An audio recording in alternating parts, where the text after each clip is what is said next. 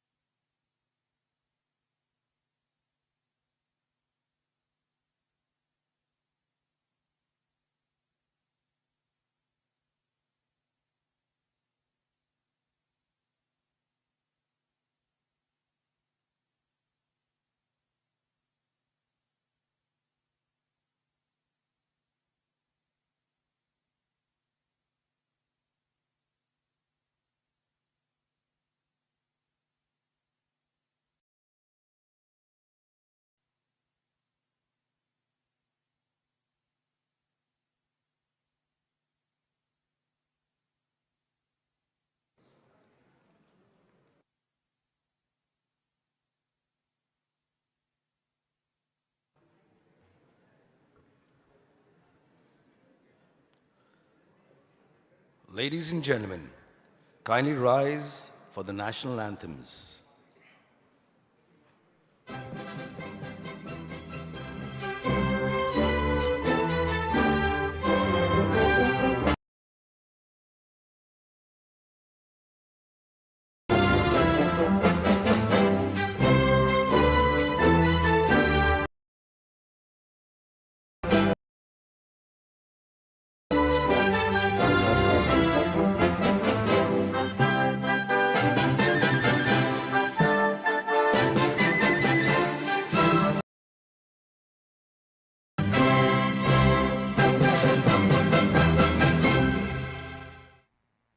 जनगण मन अधिनायक जय हे भारत भाग्य विधाता।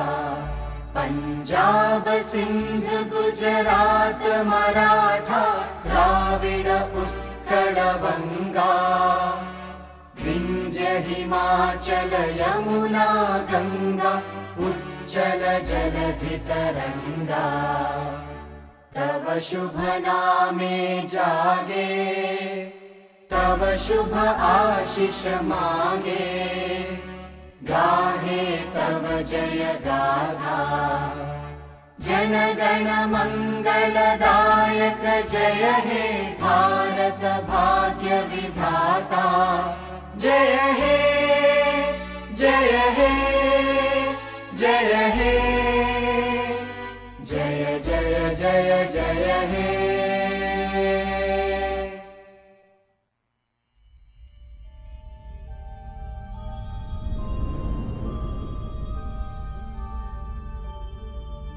य एष सुप्तेषु जाग्रति य एष सुप्तेषु जाग्रति। कामं कामं कामं कामपुरुषो पुरुषो निर्विमाणः निर्विमाणः। तदेव शुक्लं तद्ब्रह्मा तद्ब्रह्मा। तदेवामृतमुच्यते तस्मिन् लोकः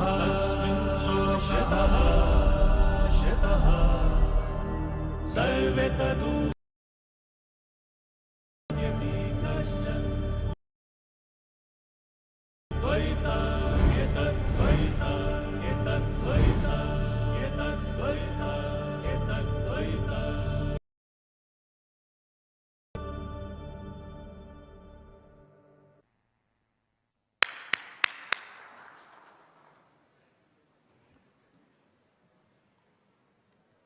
Good morning.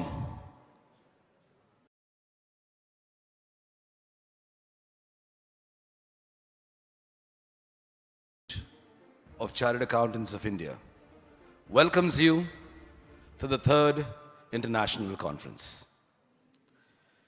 As a part of our tradition, we would like to begin this conference with the lighting of the lamp. May I invite C.A. Robin Gonsalves, Chairperson, Dr. Adarsh Savaika, Ambassador, Embassy of Kuwait, Prabhu, former Union Minister,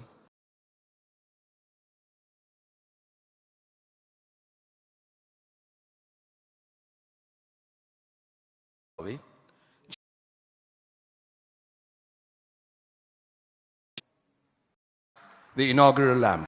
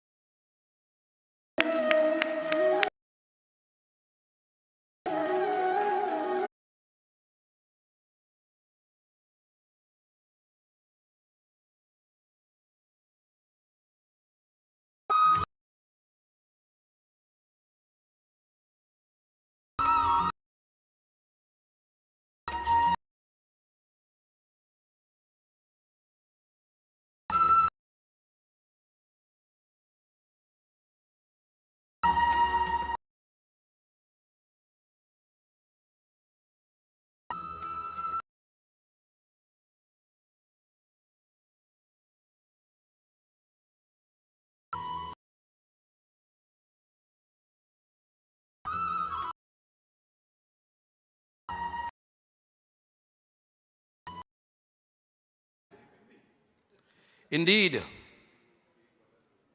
yet another day has come in the completion of a year that seems to have gone by so quickly. If any of you go back to the year 2023, you would have realized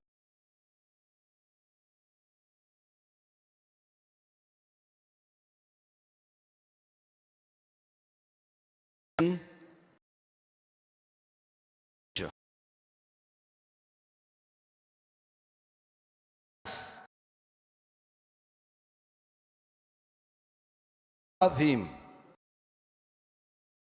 ability, is so easy to forget.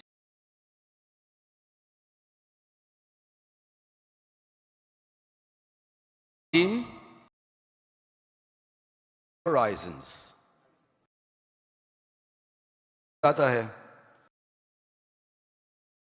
sharing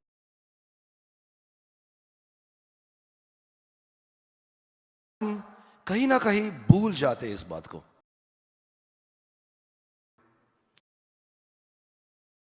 भूल that is used for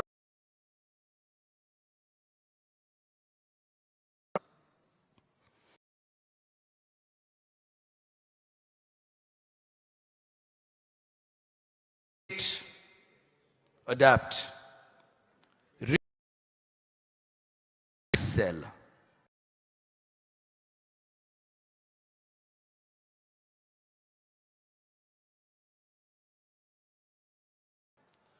Please join me.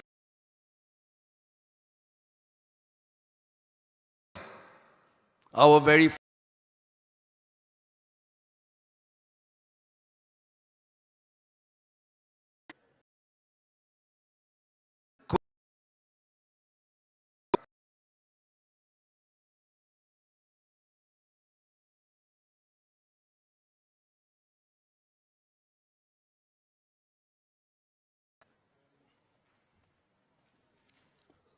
Thank you, Lloyd. Good morning, ladies and gentlemen. On behalf of the executive and subcommittee members, the founder members, the past chairpersons, and the many members who have served the chapter over the last 16 years, it is my pleasure to welcome you this morning to our third international conference.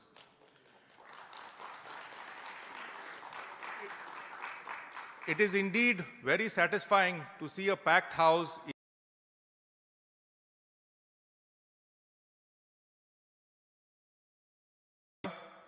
expand your horizons. It's simple to understand, yet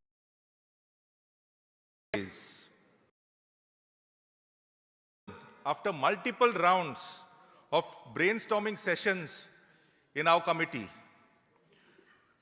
we considered many themes around AI, data analytics, climate change, sustainability, digital disruption, and their impact on the profession and the society as a whole. While we recognize the need that throughout humankind, but the human spirit will be no different. What we self-limiting beliefs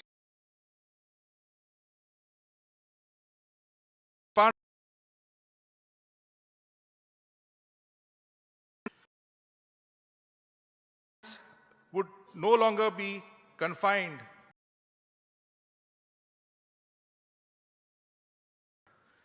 but instead beyond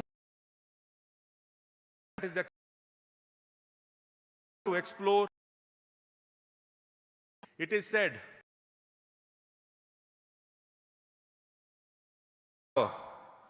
the view halfway and it steadily expand. Now coming to the words adapt, reinvent and excel.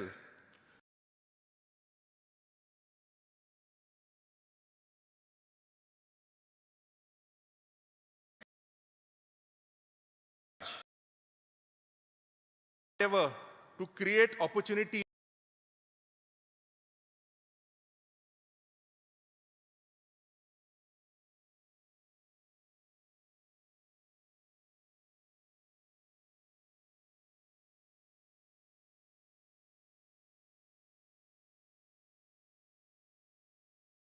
and Muscat. My counterpart in Saudi Arabia just dropped out at the last moment and has wished us well for the conference. A warm welcome to the members of the Indian Business Council, CA Sri Lanka, Indian Doctors Forum, and the IIT-IIM Association. The Executive Committee also extends a warm welcome to the spouses of members whom we have invited the first time. Thank you very much for coming. As chairperson, let me give you a small brief about our chapter. We are in the 16th year of our existence in Kuwait, and our members serve in almost every sector of the Kuwaiti economy.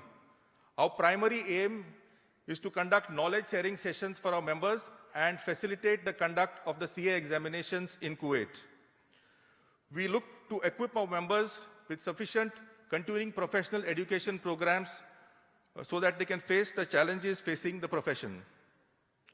As a socially responsible organization, the chapter also conducts various social initiatives like food and blanket distribution drives, blood donation, toy donation drives, etc. During the COVID-19 pandemic, the chapter contributed substantial amounts towards the Kuwait Red Crescent Society, the PM CARES Fund, an amount of rupees 1 crore towards sending oxygen cylinders to India. To conclude, I would humbly acknowledge the unstinted support I received in putting this conference together from my committee members, the advisory board, and my family. Everyone has worked tirelessly over the past few months in total sync. I wish all the delegates all the very best for the conference, and may this conference help you to pursue new opportunities, build new relationships, and elevate you to expand your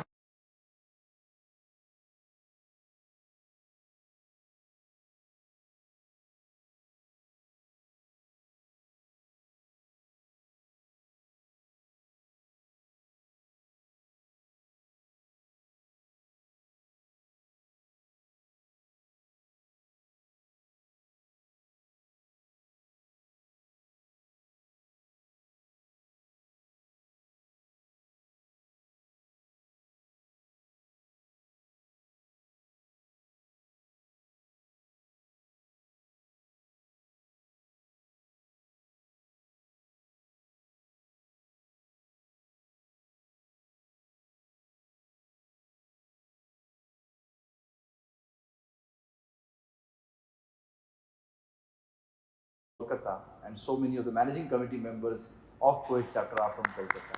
So I'm delighted that he is in your person physically with you. I'm not able to join you physically, but I'm delighted to give you a virtual address to all my colleagues in Kuwait, the entire managing committee, and all my dear chartered accountant friends. I must congratulate the chapter for choosing a very apt theme for this conference.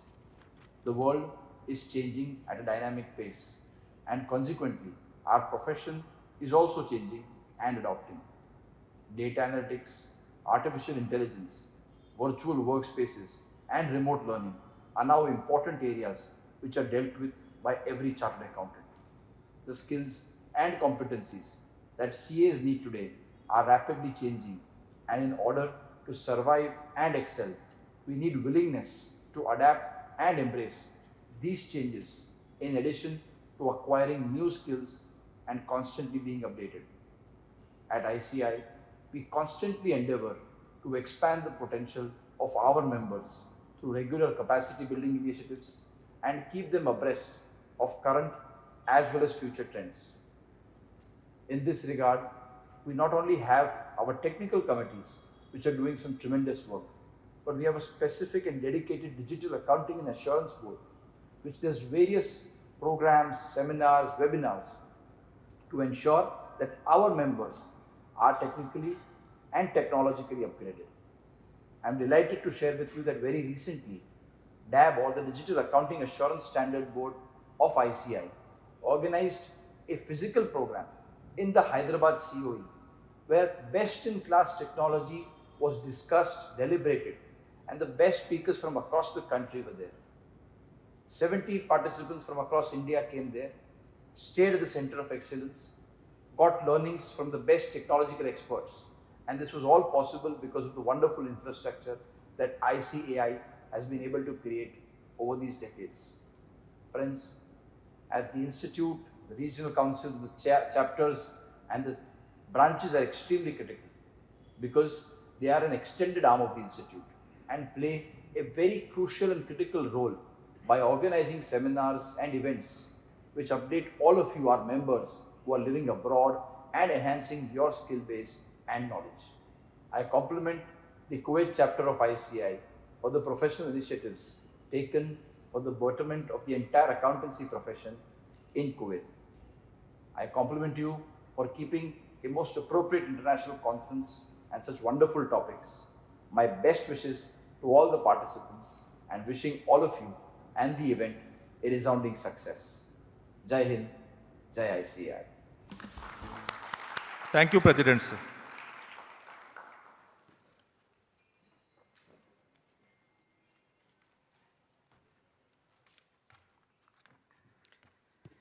Good morning, ladies and gentlemen, fellow colleagues and distinguished guests.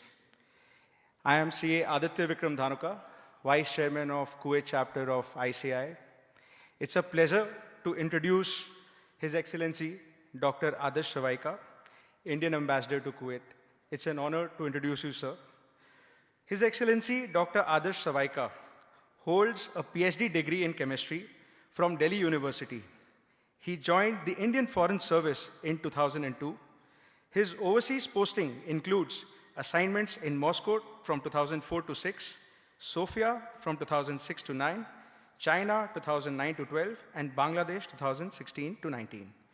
During his stint in New Delhi, 2013 to 15, as Director, Deputy Secretary in the United National Economic and Social Division, UNES, he represented India in various UN multilateral conferences, negotiation, and was a part of the Indian negotiating team for post-development of 2015 agenda and SDGs and the Paris Climate Change Agreement. In December 2015, he joined the High Commission of India in Bangladesh as Deputy High Commissioner and served there till March 2019. Upon return to New Delhi, in March 2019, he served as Director, Acting Head of the Indian Ocean Region IOR Division. He assumed the office of Joint Secretary, CPV, Supervising Counselor, Passport and Visa Matters in MEA in October 2019. In August 2020, he was appointed as Joint Secretary, Eurasia, responsible for bilateral relations with Russia, Ukraine, Central Asia, and country in Caucasian region. He also served as Civil Vigilance Officer of the Ministry from February 2020 till November 2022. Please allow me to welcome His Excellency Dr. Adarsh Savaika. Sir, please come here and share your insights with us. Thank you so much.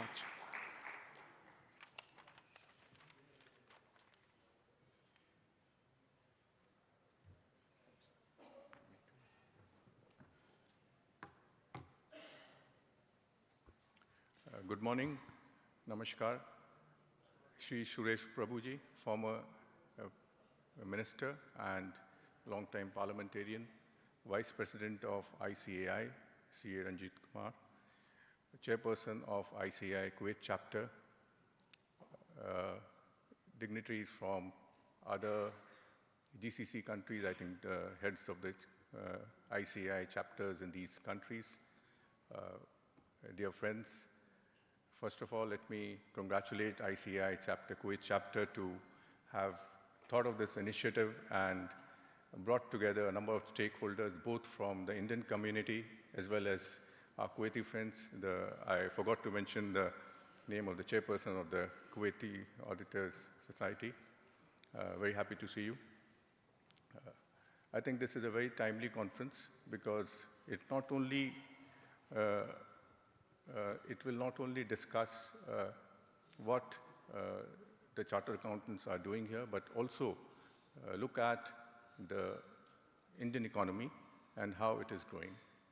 So let me first of all mention that the Indian community in Kuwait, the largest expatriate community, is known for its hard work, perseverance, trust, and the skills. And that is why you find all our community members in different places as heads of SCFOs, as doctors in all government and private hospitals, as CEOs in many of the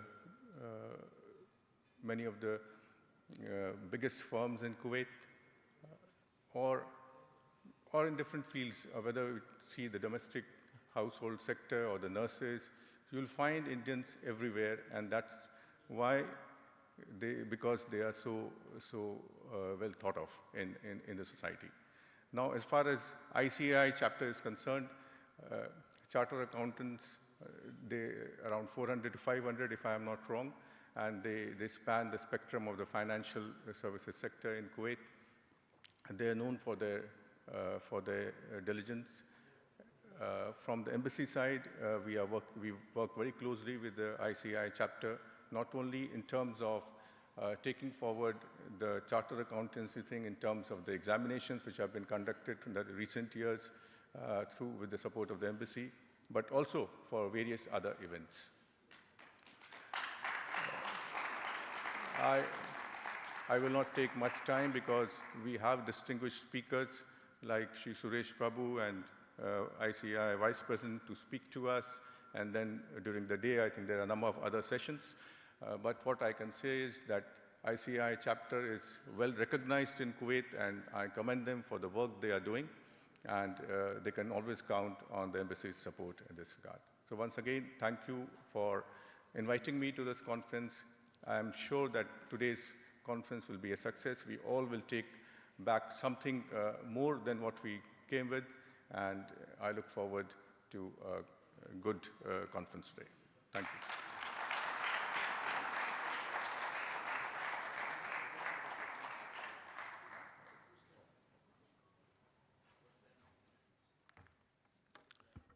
His Excellency, thank you very much for those lovely words.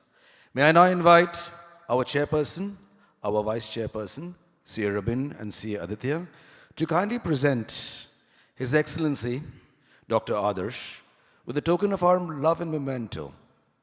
Ladies and gentlemen, a round of applause to the Indian Ambassador to Kuwait.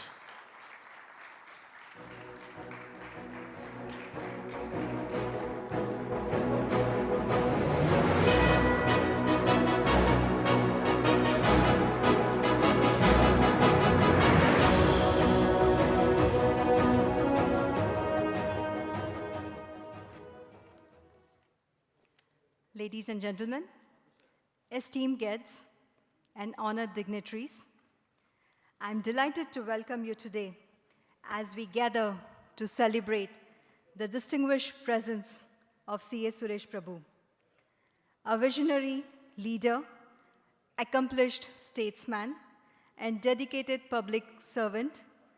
Mr. Prabhu has left an indelible mark on the realm of politics, commerce, and governance. His unwavering commitment to progress, coupled with profound understanding of economic intricacies, has positioned him as a stalwart in the landscape of Indian leadership. Mr. Prabhu is a distinguished individual with multifaceted career, spanning roles as chartered accountant, banker, corporator, policymaker, strategist, change leader, senior politician, and former senior parliamentarian of India. Over a remarkable 30 years journey, he has held 10 significant cabinet portfolios at the federal level in the Indian government, showcasing his expertise in areas such as industry, power, environment, and forest, railways, civil aviation, commerce and industry, and fertilizer and chemicals.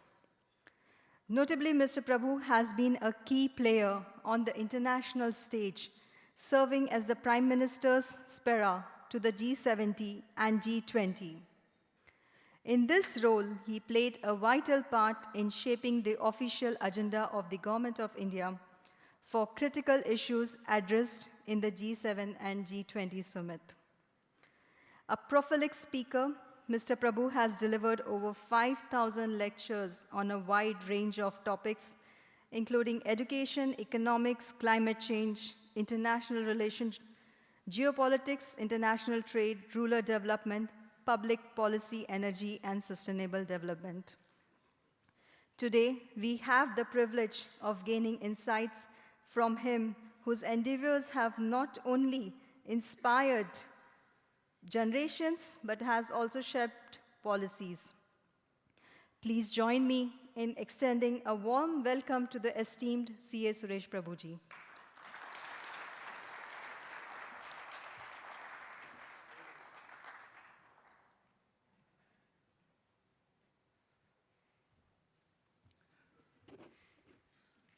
Good morning, friends. Our India's ambassador to Kuwait, His Excellency Mr. Swaika, my dear friend, and now the Vice President of the Institute, but soon to be the President in the next few weeks, and a very dynamic thought leader, CA Ranjit Agarwal, the chairman of this chapter, whom I have to always respect because he's from Goa and my wife is from Goa. The vice chairman and all my other distinguished fellow chartered accountants. So for me, come to Kuwait was a long overdue issue. So as I was telling some friends, I couldn't wait any longer not to come to Kuwait. No wait, I had to come to Kuwait. Why? Because I was here way back in 1998 when I was the Minister of Environment, and I was telling our ambassador that there was a Montreal Protocol meeting in Egypt. So I don't know why, but it was actually, I was going through Kuwait and that was my last visit, so that was 25 years ago. And therefore I was saying it was a long wait. But I realized that coming to Kuwait is, for me, a feeling of great happiness because I could meet so many friends. Our ambassador, Dr. Adarsh Swaika, is my old friend. I didn't realize he's the ambassador, honestly. I didn't realize, my mistake, we had to keep traveling all the time. And our relationship go back to many years. And I've seen his distinguished career and his dedication and the way he has worked to promote India and a cause of India, help Indians and make sure that they promote the Indians in different parts of the world. And I'm very happy that he has decided to help the Institute to conduct an examination in Kuwait. So I must thank you for that. But I don't know whether it's a good idea, because for me, the examination of CA brings nightmares. Sometimes, even I'm not joking, till recently, last few years, I don't have it. But otherwise, I sometimes used to wake up from the sleep thinking, now my final exam is tomorrow. And then I was like sure, because when I passed, the result was 1%. So only 99% chance that you will fail, because this is how the exams were. So, this was one of the toughest exams that I have faced in my life. And Ambassador, I can say, tougher than politics. So it was really the most difficult thing that people go through, the rigors of passing. I don't know now, because Mr. Agarwal is a very broad-minded person, so he must have relaxed that now it will not be 1%, it must be a little more. But, so meeting my friend like him, my friend, as I said, Ranjit Agarwal, who is of course my fellow chartered accountant, younger than me in age, and that's the only thing, he's younger than me, otherwise he has done so many good things in life, and so many of you whom I've met in different locations, different capacities. So for me it's a reunion of friends and I'm very happy that I'm here. at a time when I'm very happy that I was just seeing that the theme of the conference is very exciting. You say broadening horizons, and how to adapt. There was also something which was very interesting. So this was very interesting. And that's something which I think everybody has to now learn to adapt to reality of life around us. That's what we have done, and that's why we have survived for tens of thousands of years on this planet, because we adapted. But now the new adaptation that will be necessary will be a completely different type. But importantly,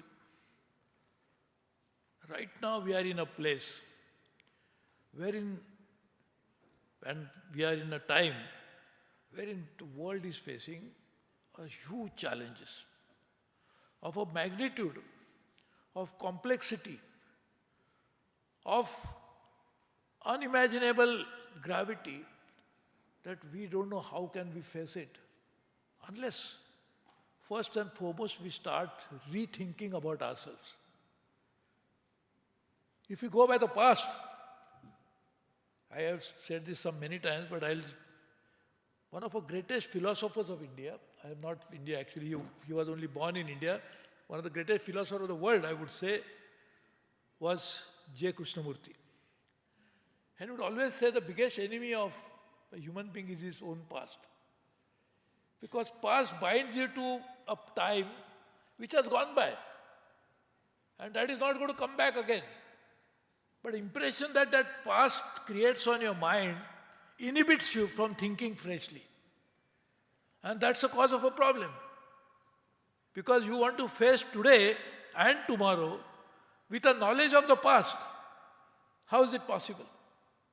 And that's why, unless we first and foremost start delinking ourselves from our past experiences. Now it's a paradox of life that when you apply for a job, they'll say, what is your experience? If you don't have experience, no job. So just imagine.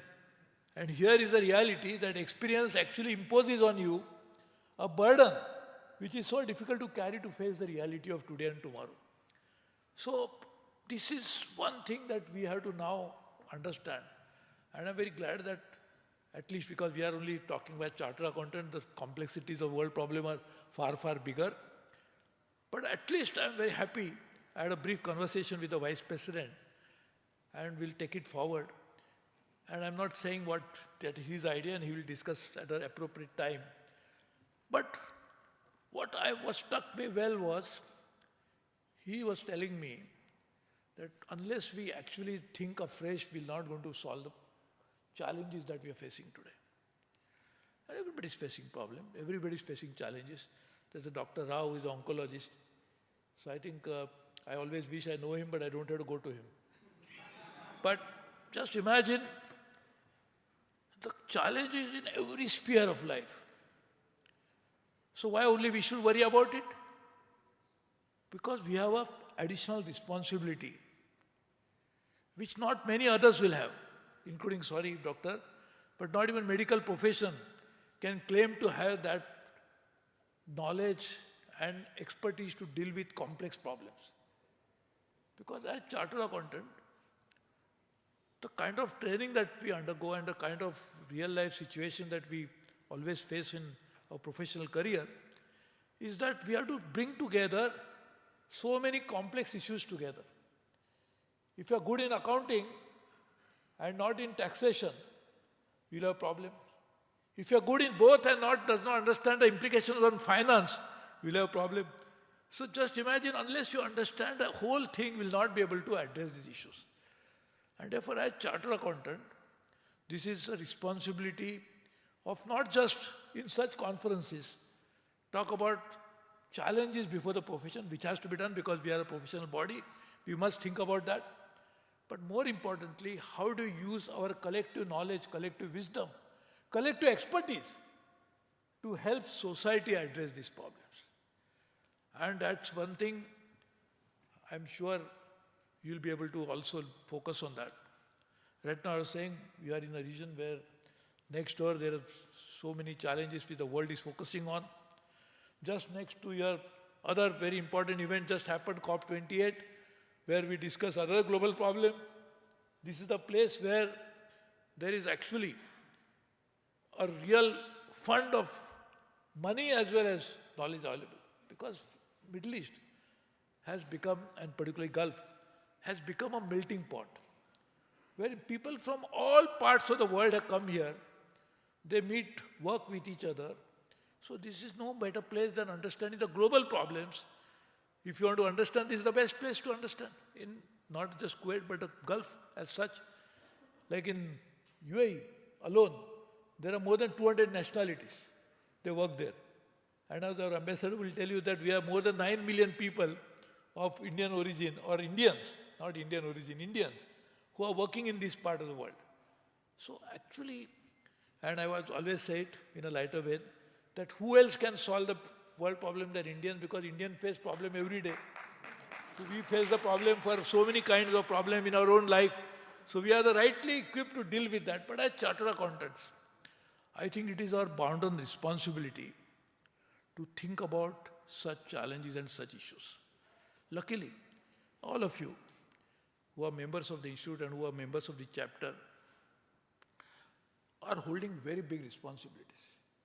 In fact, it's a proud moment to see that people always wonder that whole world wants to come to this part of the Gulf. Why? Because this is very exciting opportunity, place where you can do many things. Comforts are available, opportunities are plenty. But who runs this place? I'm not trying to run down anything, but many important positions in Gulf, in many important organizations, are occupied by people from India. This is it is a matter of pride for us, but also responsibility. Actually, I thank my friends from the Gulf, the royal family, the governments, that they allowed this opportunity to the Indians. But because we run it, we have also responsibility of understanding what we have learned from that. Can you create, Ranjitji, an experience sharing platform of people from different companies, different areas, into their respective areas which can benefit others? You know, this is something which we should really think about. We always talk about knowledge sharing. But knowledge sharing on what? On taxation. We are in any case, we have done such a great job in complicating tax law that we always will have conferences after conferences.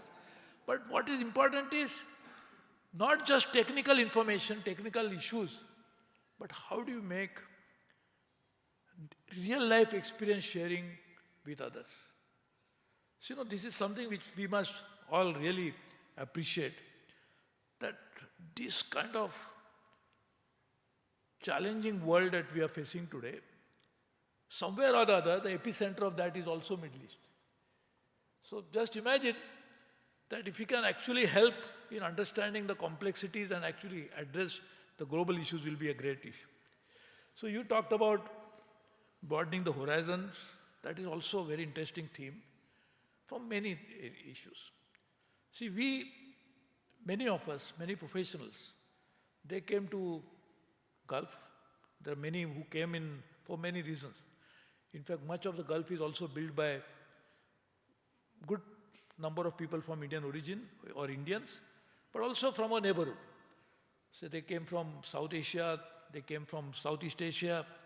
Some of them, of course, came from Africa, but many came from South Asia. So when we came, we developed. Now some of them are running the infrastructure which was created by their fellow citizens. But now, the next phase is going to be different, because infrastructure is already created. There is already running of infrastructure is already in place. So what is that we should do next is an issue that broadening horizon, you should think for your own self. Because what is this 9 million people of Indians would be doing for future growth of this place? For their own career growth, but also for this place. Something strategically, you must really think about that, because that's very important. And that is something which will be one way of looking at broadening the horizons. Secondly, when we came here, this was necessary, that if you don't come here physically, you'll not be able to do the job. Now that has changed, thanks, of course, was accelerated by COVID, but otherwise also would have happened in any case, because of technology, that you don't have to be physically present to deliver a particular job or a particular service, barring few, including medical care now. You can do very remotely, you can offer all kinds of services. So this is a new issue in which broadening horizon you should think about. In this changing world, how do you find opportunities for chartered accountants? And that's something I'm happy that the Vice President is already thinking about. So that is another very interesting area that we must actually focus on. And then chartered accountants already becoming, it has already become, it's not something which I'm saying, which is for the first time, that how do you actually become a business solution provider, but going beyond that now. Because so far, chartered accountants were seen to be tax advisors or corporate advisors, auditors, many others.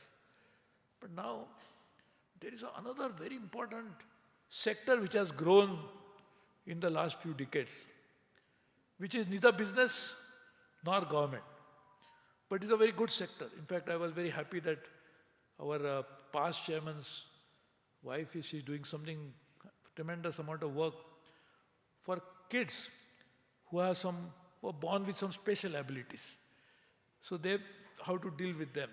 So she's doing that. So that kind of sector, which is now going to grow on a larger scale. In India, you'll be surprised that people who are working in social sectors, they contribute tremendously. So normally our traditional way of capturing growth, which comes in the form of GDP numbers, do not necessarily count the contribution of these people. Because economic growth, the numbers can easily be captured by finding out agriculture, services, industry, very easy to find out. But what is contributed by the social sectors is not very well featured in terms of understanding the growth cycle. But it's actually a reality that if there is no social sector development, economic development can never happen. In fact, social sector is actually a launching pad for economic growth. Now, that sector has grown a lot. How can chartered accountants contribute to the growth of that sector? Because so far, from auditors and accountants and tax practitioners, we became business solution provider. But now, how can we actually be the facilitators, enablers for growth of social sectors? And I will tell you something in terms of broadening horizon. One is this is going beyond what we have thought so far, but also it will actually help each one of you for your professional career growth for sure, but satisfaction for yourself. Your wife who works for this particular social need, she would be deriving more happiness than cannot be compensated by any package that one can think of. So just imagine that how can chartered accountant as a community, broadening horizons, going beyond these traditional barriers that we have set for ourselves, and think about broadening these issues. This is also going to be extremely important and challenging issues. Of course, it is too much to expect, but also start thinking about it. That institute must start in this part, of course, but should have many centers, but should be the main center, should be the now center, should be somewhere in the headquarters. Is a center for addressing global challenges.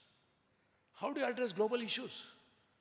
Whether there are different kinds of global challenges, but you do not, if you want, you should not go into all global issues, at least related to finance. Now we have seen when there is 2008, when one bank collapses, it takes along with it everybody else. We also learned during COVID that no one is safe unless everybody is safe. So if somebody catches fire, it is going to engulf the whole world in next few, some time or the other. So it is like when doctor would say, if you start sneezing, somebody else will catch the cold, right?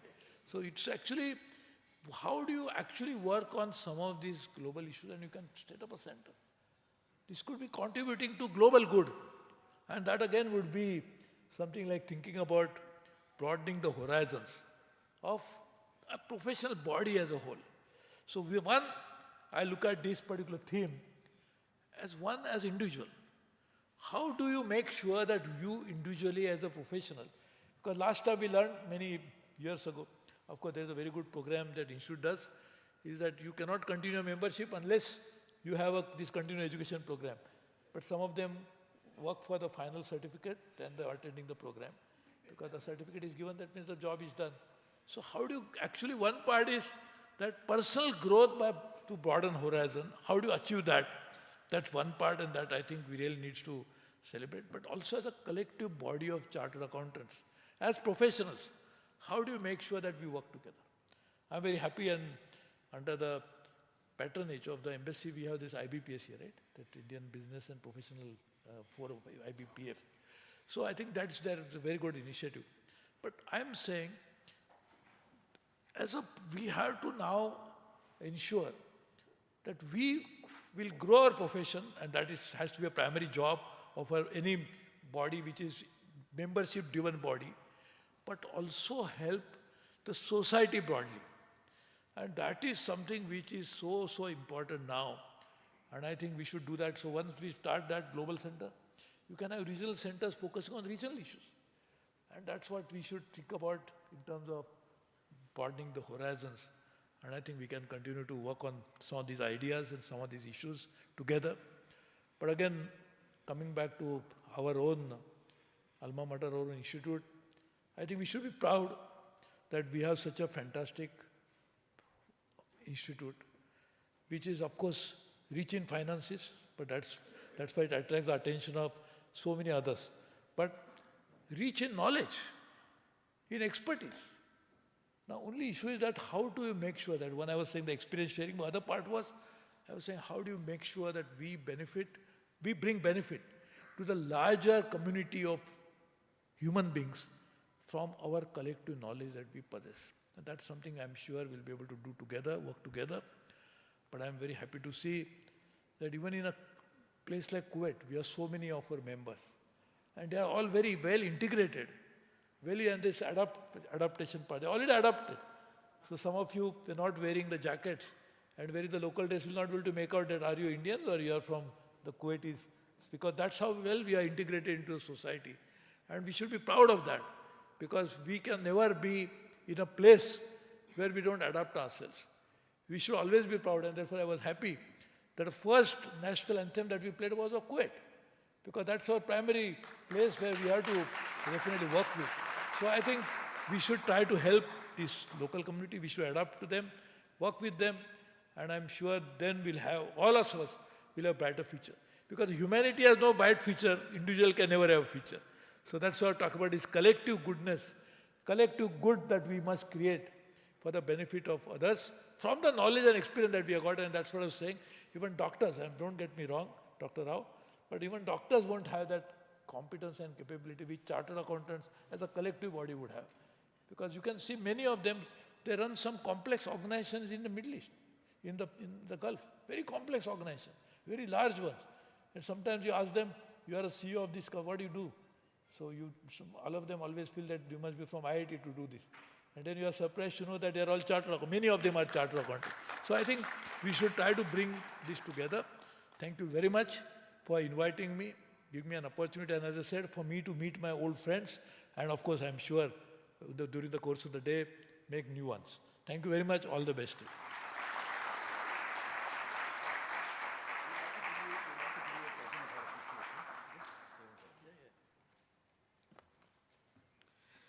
Thank you, sir. Thank you very much. That was very inspiring and informative. Ladies and gentlemen, please join me in giving our guest of honor a warm and a round of applause that has never been heard before.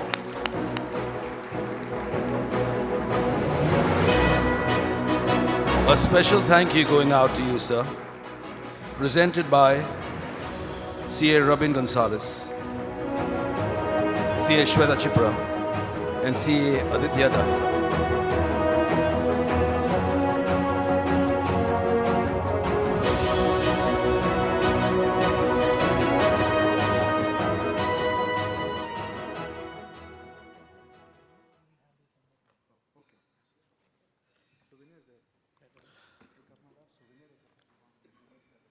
I thought I need to change the world. So I went out from country to country trying to influence people. Nobody listened to me because nobody knew me. Then I said, let me try with my own country. So I went around India. I said, I must change India. So I went from state to state. Nobody listened to me. Then I said, let me try my own colony in my own vicinity. Nobody listened to me there too. So I said, let me change myself. And looking at the difference that I make in my life, my family changes, my community changes, my state changes, my country changes, and the world at large. We are changing the world by changing ourselves. And we start with such a fine way of presenting to you that a souvenir will now be released. Up on the dice, we have CA Robin Gonzalez, CA Aditya Dhanuka, our chairperson and our vice chairperson. CA Ranjit Kumar, the vice president. The Indian ambassador, His Excellency, Dr. Adarsh Sweka. The chairman of the Kuwait Accountants and Auditors Association, Mr. Sabah Mubarak. Our guest of honor, CA Suresh Prabhu. The executive committee member, CA Shailesh Ladda. The executive committee member, CA Jatin Bagaria. Executive committee member, CA Manish Chaturvedi. Let's give this ceremony a very big hand, and indeed it is an accomplishment.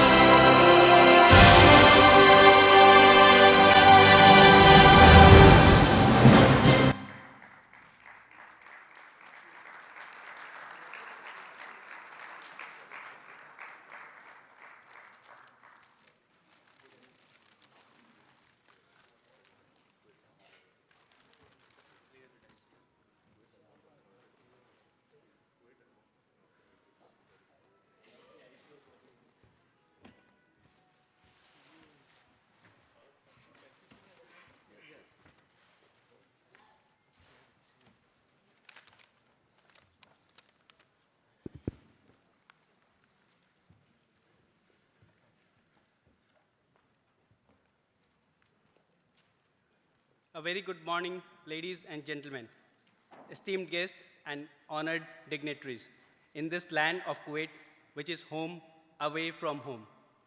I am Rohit Agarwal, current secretary of ICAI Kuwait chapter. It is my great honor and pleasure to introduce to you special dignitary, an accountant, an auditor, someone who relates to us first. I introduce to you Mr. Abdullah Al Isa, member of Board of Directors of Kuwait Accountants and Auditors Association. Mr. Abdullah is also a managing partner in TGS Al Isa, member of Kuwait Money Laundering and Terrorist Financing Committee. Please join me in extending a warm welcome to Mr. Abdullah Al Isa.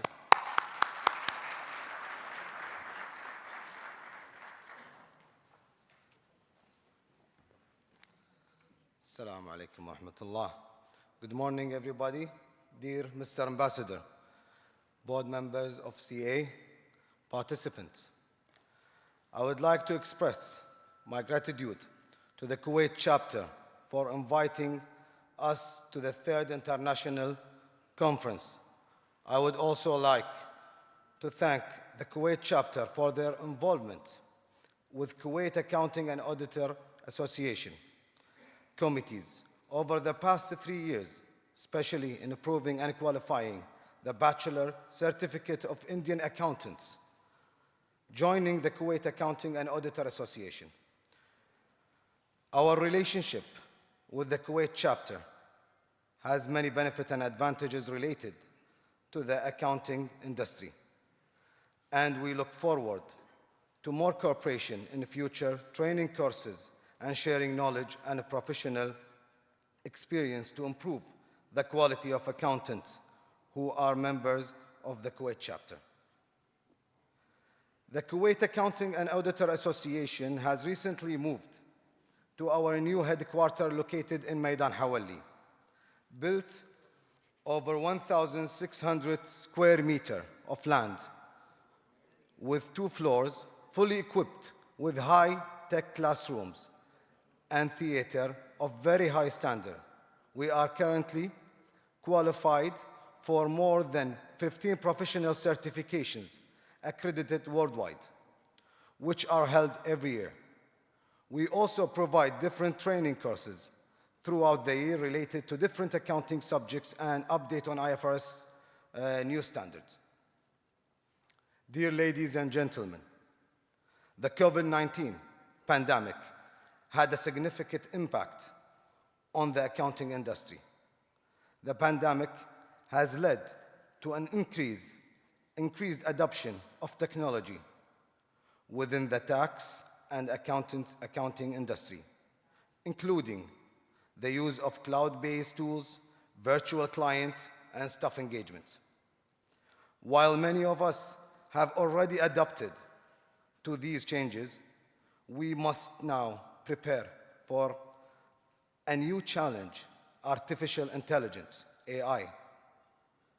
AI will automate many of the routine tasks that accountants perform, which could lead to a job displacement. To avoid this, it's important to prioritize learning how to leverage new technology and software.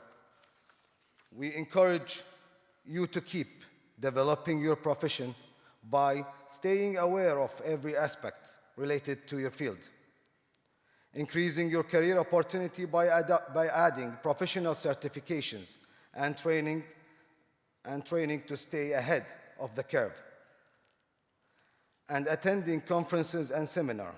By investing in management skill and creativity, we can ensure that we utilize AI to our advantage and not to be replaced by it. In the end, we are proud that the IFAC annual conference was held in Bombay in November 2022, and we wish the Institute of Chartered Accountants of India all the best in contributing and leading the standard of a profession. On behalf of our board member, we would like to thank you for inviting us today, and may Allah keep you and your families in good health. Wassalamu alaikum wa rahmatullahi wa barakatuh.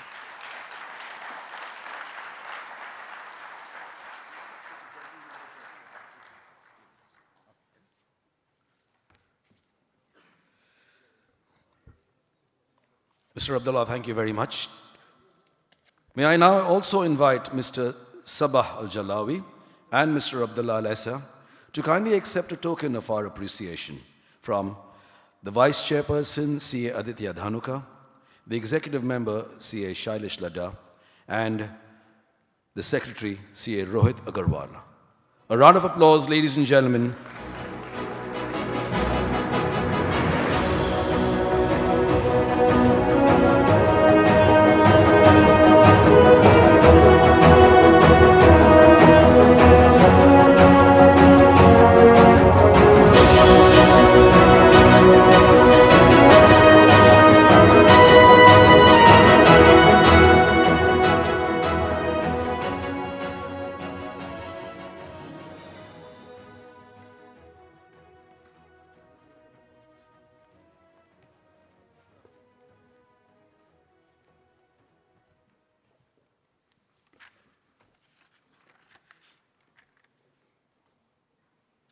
Ladies and gentlemen, we will now proceed to the keynote address. The keynote speaker for the 3rd International Conference of KCICI is our current beloved Vice President of ICAI, CA Ranjit Kumar Agrawal.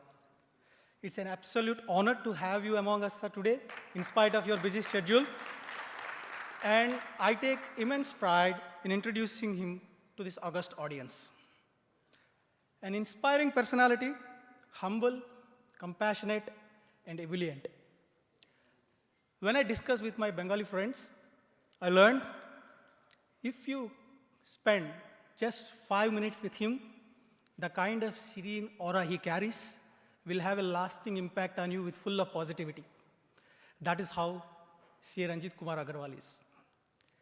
Friends, as Suresh Prabhuji was mentioning, our past has a significant impact on our current decisions. And this is what exactly I was remembering the quote, and it resonates this. Once Albert Einstein said, "We cannot solve our problems with the same thinking we used when we created them." And if you take the glimpse of into CA Agarwal's over 2 decades of his professional journey, whatever he achieved is a milestone and a benchmark in itself. And the approach which he has used is complete departure from the conventional thinking.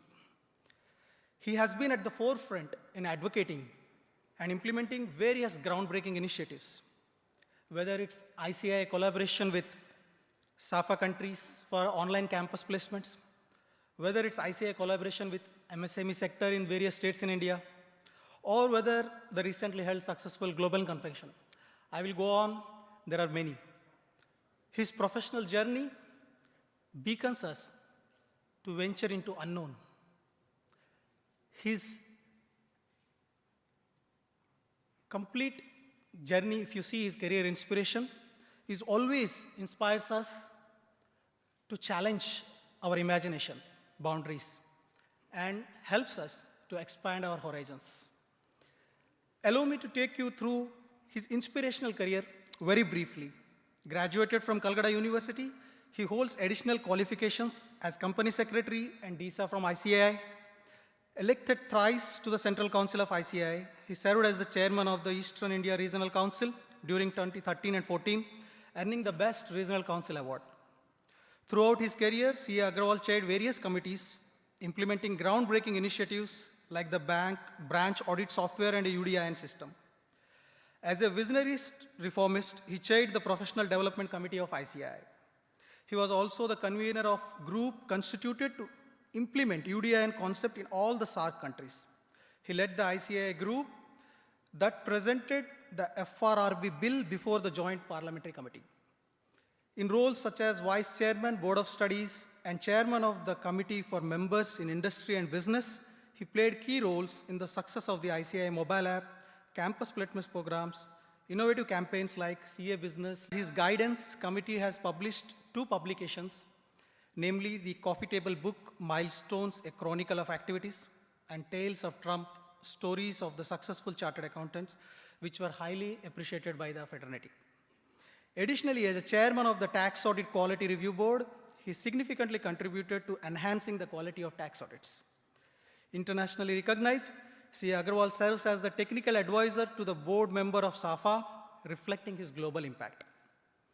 Committed not only to professional excellence, but also to societal development, he emerges as a passionate leader with a multifaceted and impactful career. Ladies and gentlemen, so without further ado, let's get ready to be inspired. Please put your hands together and join me in giving a warm welcome to the visionary servant leader, CA Ranjit Kumar Agarwal.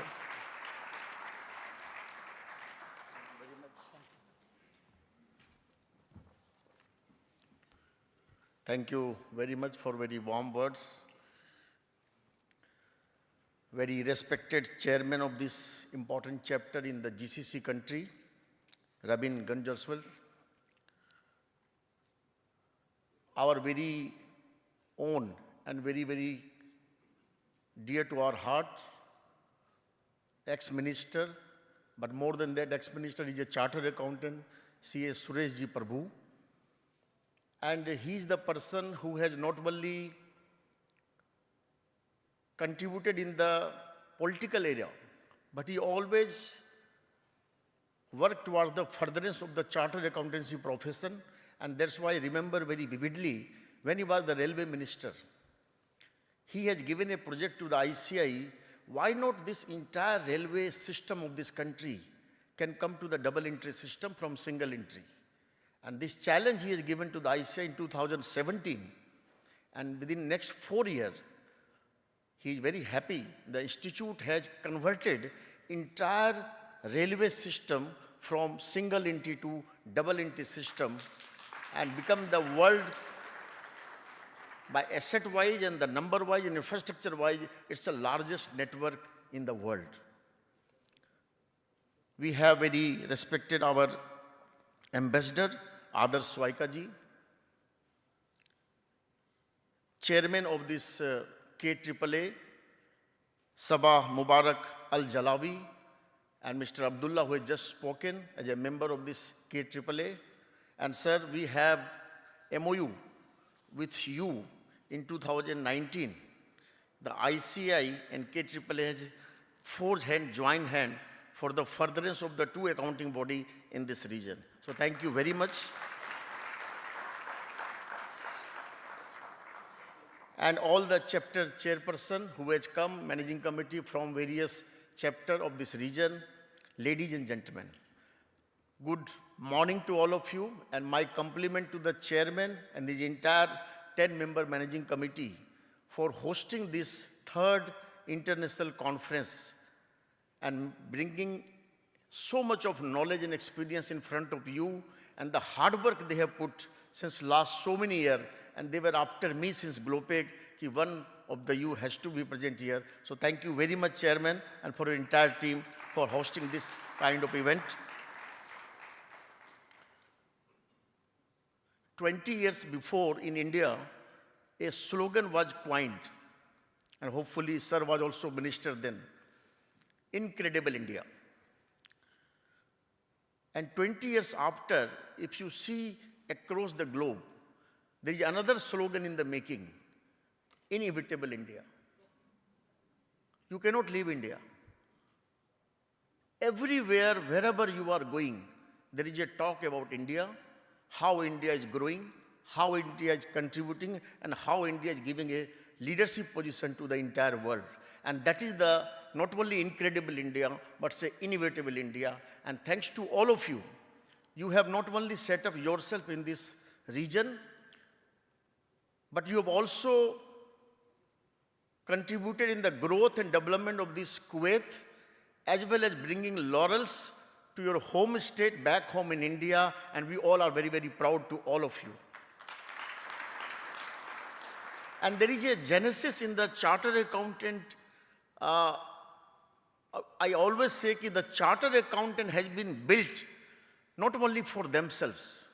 They have been built, and there is an ancient saying in India also, first we learn, and then we earn, and then we have to return.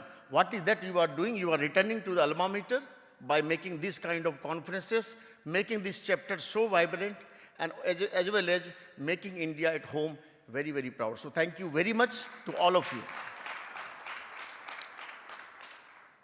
Three important things are doing around the world. Number one is demographic dividend. When other country has an aging population, India has the youngest population. The average age in India today is 27 or 28 years. And if you see the Institute of Chartered Economy India also, we have 400,000 members, and out of that, 235,000 members are below the age of 40. So our population in the ICAI is also youngest ever so far in last 75 years. Another important aspect is digitalization. The global digital transaction happening across the world, India is now contributing more than 48%. 48% of the total global transactions are happening in India. And the third important aspect is decarbonization. When the entire world is talking about sustainability, we as an institute in 2020, 3 years before, has set up Sustainability Reporting Standard Board. And with the advent of the SEBI and with the collaboration with the SEBI, the BRSR standards has been approved by the SEBI, formulated by the ICAI. 16 standards on BRSR has been formulated by institute, which has been approved by the SEBI. And they have also made the Institute of Social Auditor of India under the aegis of the Institute of Chartered Economy of India as a Section 8 company. So as far as the sustainability is concerned, the entire world is talking about carbon emission. But India has an age-old history of practicing this sustainability from the ages. Until today, the total carbon emission of the world, the USA account for 25%, European Union account for 22%, China account for 13%, and India is less than 5%. Less than 5% carbon emission is happening in India because we are an emerging country. So on these three parameters, what is the role of the Chartered Accountant Institute? Last 75 years, we are witnessing our 75th year of existence. Last 75 years, we have grown up from 600 members to 400,000 members. And from few students, we have grown up to 8.5 lakh students. So if you join together, 12.5 lakh member family, which has become out of 182 accounting body, the world largest accounting body in the world. And without any reservation, out of 400,000 members, 29% are women members. And out of 8.5 lakh students, without any reservation, 43% are girl students pursuing chartered accountants. Such a vibrant institute has become in last 75 years. But is it as rightly said by Sureshji, is it the way we should pursue or continue thinking the way we have pursued in last 75 years? No. The world is changing like anything. If the global digital transactions are increasing in such a fast way, and India also, who is going to certify and verify this data? As per Indian Parliament, the Institute of Chartered Accountants in India is the only body has been permitted or mandated to certify the financial data as a true and fair. We are the only accountant in the country who has the mandate. So when this digitalization is happening, the data are bound to grow. And when the data are bound to grow, the work profile of the institute, the members are increasing day by day. But can we say the way we are certifying the data, we should continue like this? The AI and the machine language are taking over what we are reading in the past. 700-page report of Microsoft or Apple, you give to the AI in the memory. They will store. And now you don't have to read the 700 pages of the report. You just ask the question, what is the profitability? What are the qualifications? What are the trend of the turnover of last so many years? Whatever you ask, he or she, the app will give you the answer. So our role as far as learning and reading has been taken by the system, by the technology. So what is our role? Now our role is shifting from filing, traditional filing or traditional making the opinion to what intrinsic value we are going to create in this world. GST is a law in which this single point taxation system subsume all the taxation and become a one tax point. So every value creation, every creation of value, every point, the incremental tax you have to pay.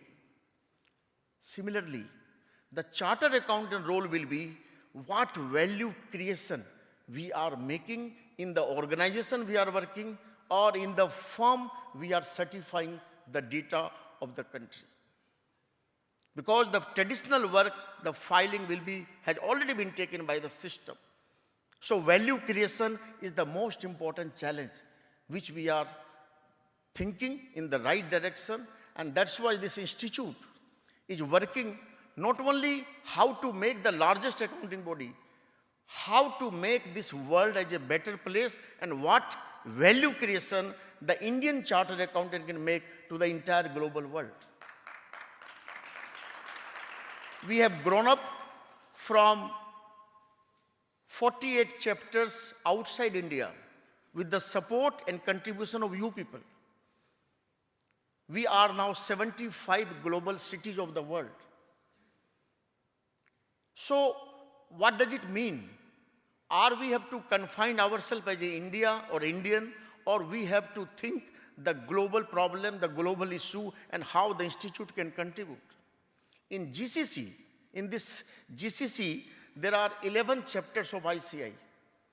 4 in UAE, 3 in Saudi, 1 is Kuwait, Bahrain, Oman, and Qatar. There are 11 chapters in GCC. And there are 7,000 members who has been registered in this chapter. There are 7,000 more who could not be registered because of the various regions. So this 14,000 member comprising this 11th chapter in GCC country, I was discussing with the sir in the flight coming back to this here. Why not we can create a body on the line of GCC who can cater not only this 14,000 CA, but entire Gulf country. Small issue of every chapter, every jurisdiction have. Why not we can have a one place, one joint body, one platform where we can address all the issue of the GCC country. And you and we have the capacity and the capability. Sir was talking about what social impact you are making. We are not confined ourselves to account, auditing, forensic, taxation, advisory. That is the one and core area the chartered accountant members are doing. But at the same time, we have taken a project called Financial and Tax Literacy. And this project is going on in the India since last 3 years. And we have a vision. We have a vision. See, 142 crore people of this country must know what are the basics of the finance and tax. And that is the responsibility of the Chartered Accountant Institute, who should provide and educate all these 142 crore people of our country. Right now, in 12 regional languages, we are pursuing these projects. And we have a larger vision how to reach out to each and every citizen in India. GST is a law in which we have already made our members aware. Now it is the responsibility of the institute to reach out to the general masses. In every Indian language, the citizen of this country should know what are the basics of the GST. So these are the responsibility of the institute which they are doing in addition to the core area in which we are practicing. And that's why my request to all of you, whatever you are doing, one of the finest thing with your capability and capacity you are doing. But India is rising. India is developing. 2047, the government has taken a vision to make India a developed country.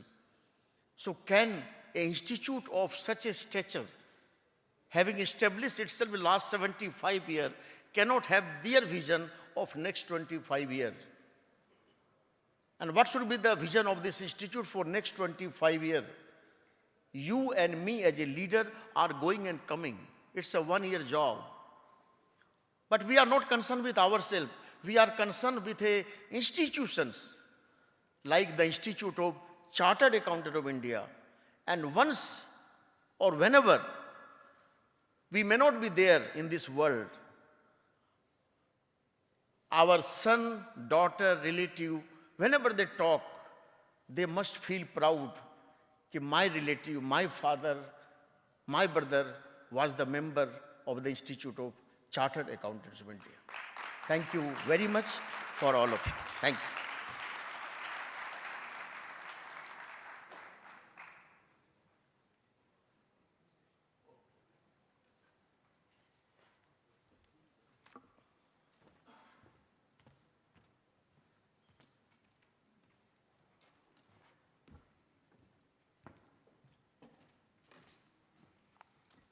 All I can say is one word. Wow. Wow. That was amazing, sir. And anything less wouldn't do justice to that. we would like to present to you with a token of our appreciation. And I'd like to invite CA Rohit Agarwal, CA Umesh Soni, CA Venkat, to present CA Ranjit Kumar Agarwal, the Vice President of the Institute of Chartered Accountants of India, with the token of our love and appreciation.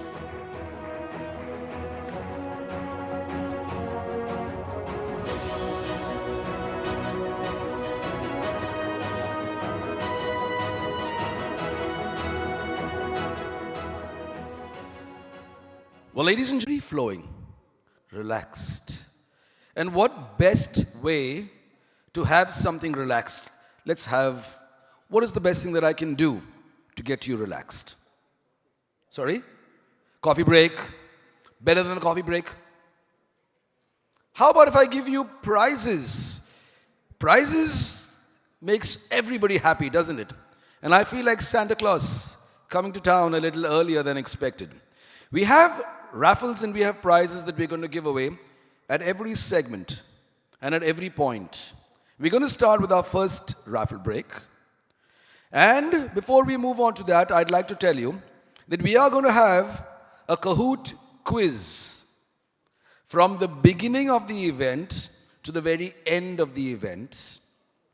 We will have questions based on some of what the speakers have said. Let me ask you a question on what CA Suresh Prabhu said. What or who is the biggest enemy of the human being? This is one of the questions. Think about the answer. If you know the answer, think about it. You're going to have to download your Kahoot on your phone. Keep it ready. We're going to start a quiz from the very beginning to the very end. Which year ICAI started in Kuwait? When was the Kuwait chapter formed? Questions like, who won the last World Cup in football? Simple questions, hard questions, questions related to the speech. Stay tuned. But let's start by giving you the first raffle. Can we have it up on the screen? So we're going to have a wheel of fortune that goes up there. And that's the lucky draw. Before we spin, some ground rules. Only those who are present in the ballroom from the time the name is drawn to 10 seconds, you be entitled to come and collect your prize. So let's hit it. If you're not here, long story short, if you're not here, the prize goes to the next winner. Let's hit it. The lucky draw. Yep. Spin. And the winner is Mr. Novel Kutina. Are you here? Here he is. Let's give him a very big hand. Come on up, Mr. Novel.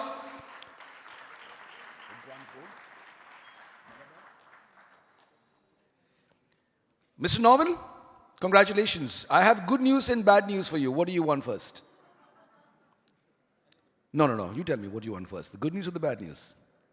The bad news. The bad news is you are going to be here taking your prize while everybody else might be going out to have a cup of coffee. But the good news is you win a gold biscuit. Presented to you by one of our staff from Malabar Gold. Can we have you up?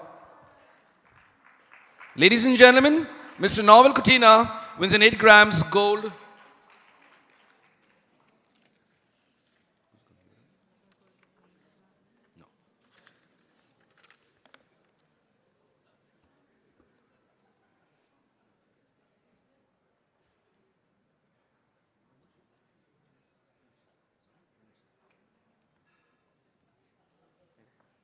Okay, look at Novel, how patiently he's waiting.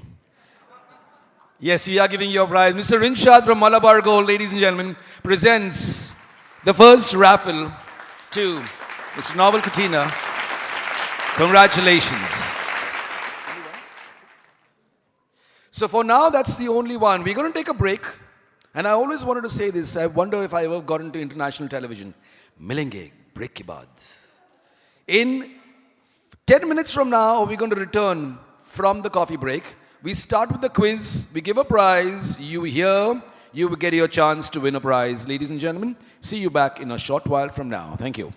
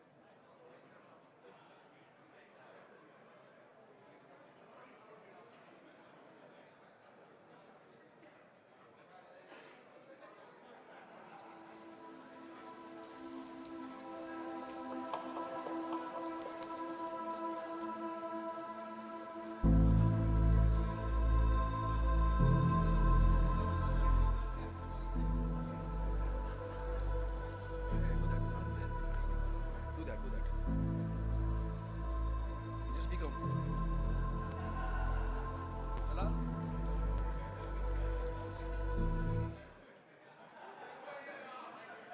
Check. During the panel, you'll need this? No, I don't.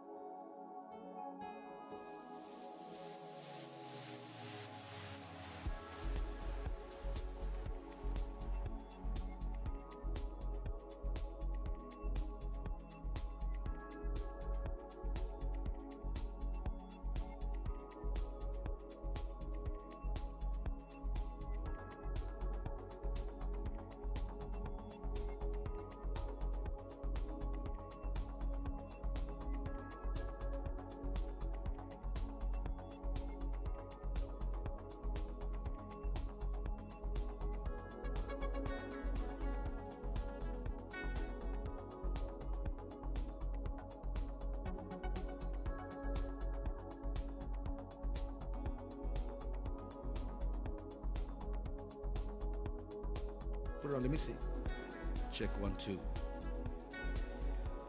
Check 1 2. Let's turn the volume up. Let me just...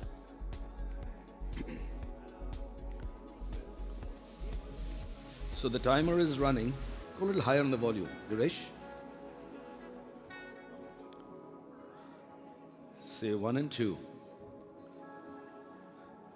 Hello? Hello? Check 1, 2. Mic testing 1, 2. Good, how are you? Well? Hi, how are you? Good voice. Thank you.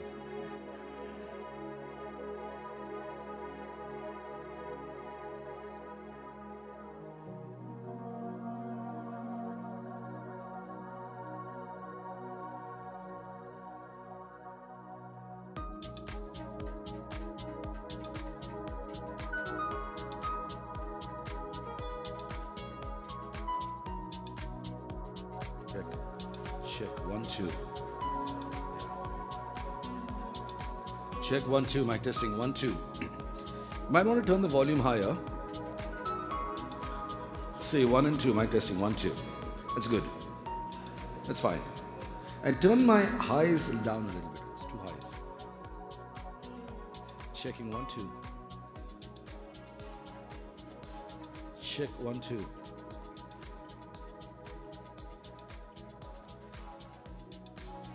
Okay, so the key for me is not to go around the speakers, right? That's fine.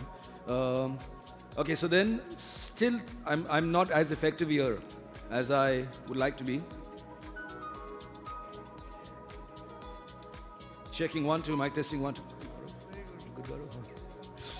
As you try and move around and try and say things.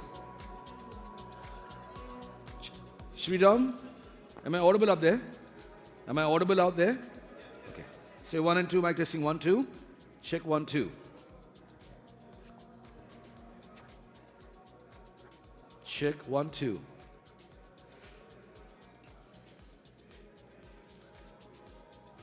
So the bell's going to go in another couple of minutes.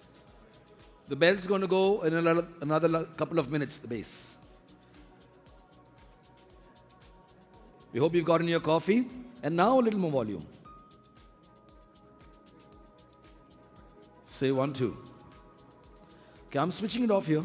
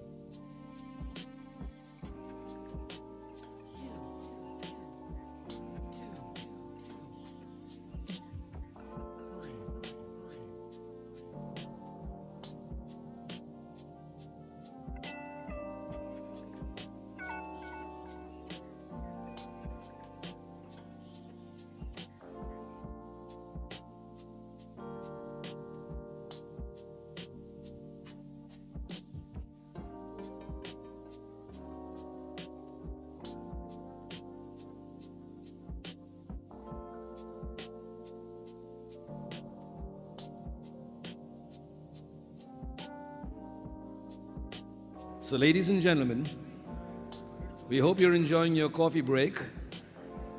But that's as long as it's going to be. The break's coming to an end. So may I kindly request you to come back in. We are about to begin.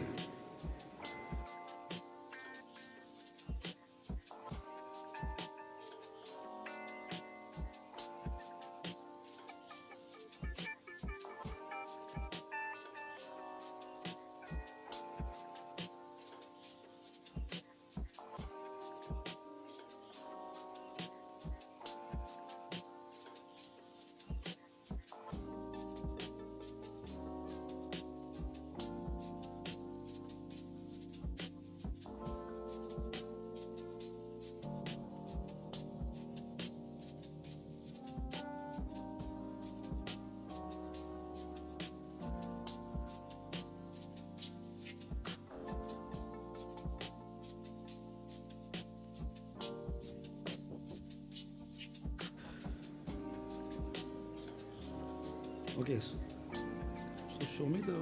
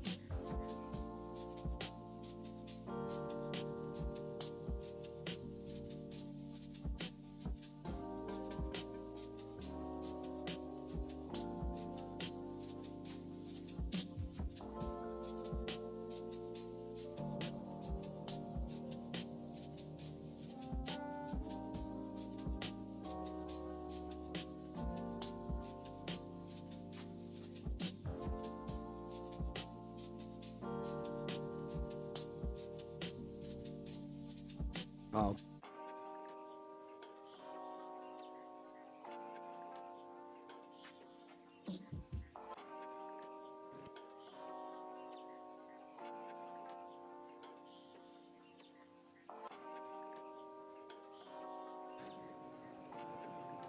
So, ladies and gentlemen, for those of you who are here, kindly take your seats. We are about to begin. We're about to begin with the Kahoot quiz. Always good to see Miss Rao.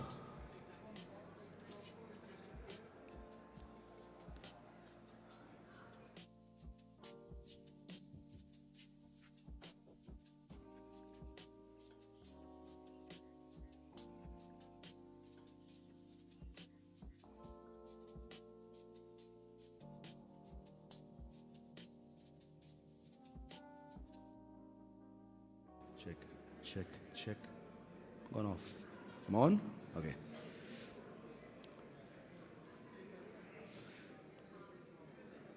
So please download Kahoot on your phone. And we're going to have the display up there now. The display for Kahoot.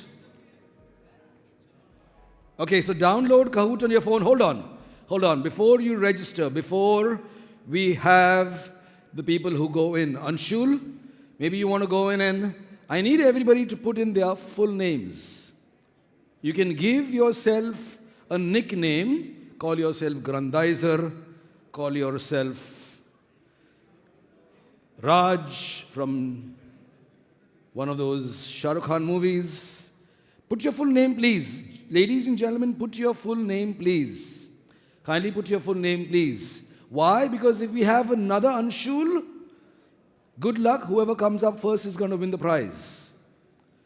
So please put in your full names. Put in your full names.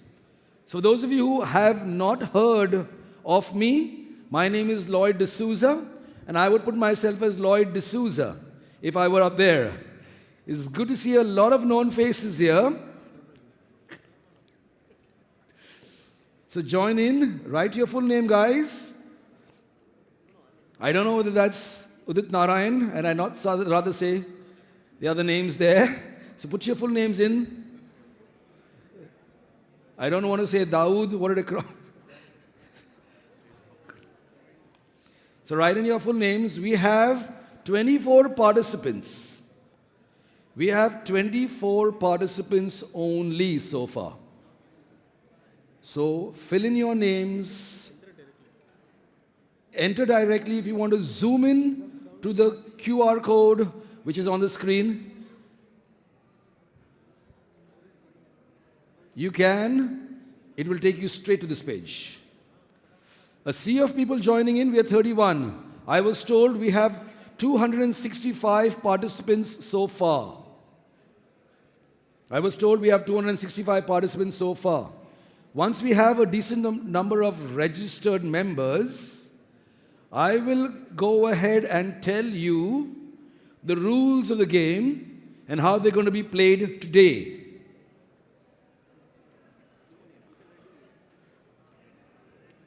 Okay, so Shweta, who is my Kahoot administrator in the far end, just one question for you, Shweta. Can people join in the middle of the game? If they join late, they will miss the bus. There is a top winner and a bumper prize for the person who wins the maximum answer. So stay tuned, stay connected, don't miss. So, ladies and gentlemen, the good news and bad news for me is, the good news is that message was relayed loud and clear. Next year, they're going to be hiring Shweta as the main anchor. I think she's done a fantastic job with getting that message across to you. Unless you're going to drive your Bentley to the next few questions, come in early on. Get in, be here, be square. Rabin, can we have the bell being rung? Can we have the bell being rung? Mr. Carmo, it's lovely to see you and so many known faces around here. Okay, so the game goes like this. The game goes like this.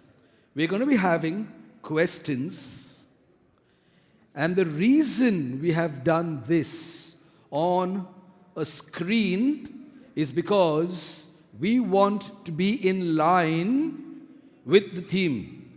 The theme is expand your horizons. If you remember from the last years, I was running around in the crowd asking people for the correct answer. और वहीं पे बहुत सारे लोग हैं, अरे नहीं यार कौन बुलाएगा इसे, ये हमें शायद हमारे ऊपर एक मजाक करेगा, शायद एक जोक मारेगा, हमें नहीं आंसर करना यार. So what happened when I was physically doing it, I wasn't reaching out to as many of you, and some of you weren't comfortable with that whole process. So we're adapting. We are creating a new style of asking you a question. And that new style today is Kahoot, where we have reached out to 73 participants already. The game goes like this. We will display a question on the screen. We have 4 answers. 3 might be close to the correct answer, but one of them is the correct answer. But the catch is not to get the correct answer, it is to get the correct answer fastest. आपने अगर कभी भी अपने boss से ये जाके पूछा है, सर ये रिपोर्ट कभी देना है, बॉस आपको क्या बोलेगा? भाई साहब मुझे ये कल चाहिए था. और अगर आपके सर पे कोई बैठा है तो जाहिर सी बात है कि आप समझने में, सोचने में और जवाब देने में गलती करोगे ही करोगे. यहां पे आपको फंसना नहीं है. Everybody, I'm going to give you 60 seconds is good, Shweta? 60 seconds and your time starts now. 60 seconds till everybody can get back in and get ready. So, I'm going to go again back to the screen. We have 93 participants, which is a 50% give or take audience participation from what we have here. The game goes like this. The first one we have is a participation only. No correct answer. When you walked in, I don't know if you noticed, there was a polling board. The polling board had squares and it said, which for you is most relevant? Create, adapt, reinvent, or excel. And there were 4 colored markers. All you had to do is go and color on the marker, on the board, and write your name. If you put red, and if red was create, you have to go to the red section and write your name. Now, this is what happens. I went out and I checked. Out of 260 participants, 27 have colored that board. What does this mean? We don't notice, we don't care, or we don't want to share. Both are very important. Caring is a form of sharing. What you've written there is what we are going to ask you here. And as the conference progresses, we're going to ask you your views now. Which you think is most important? Creating, adapting, reinventing, or excelling? Okay, so I have another 15 seconds. 15 seconds. Ladies and gentlemen, presenting to you Kahoot. Wait. People might still want to... Okay, go on. Okay, go. This is your first question. This is only a poll. What aspect is most vital for expanding your horizon? Is it care, adapt, reinvent, or expand?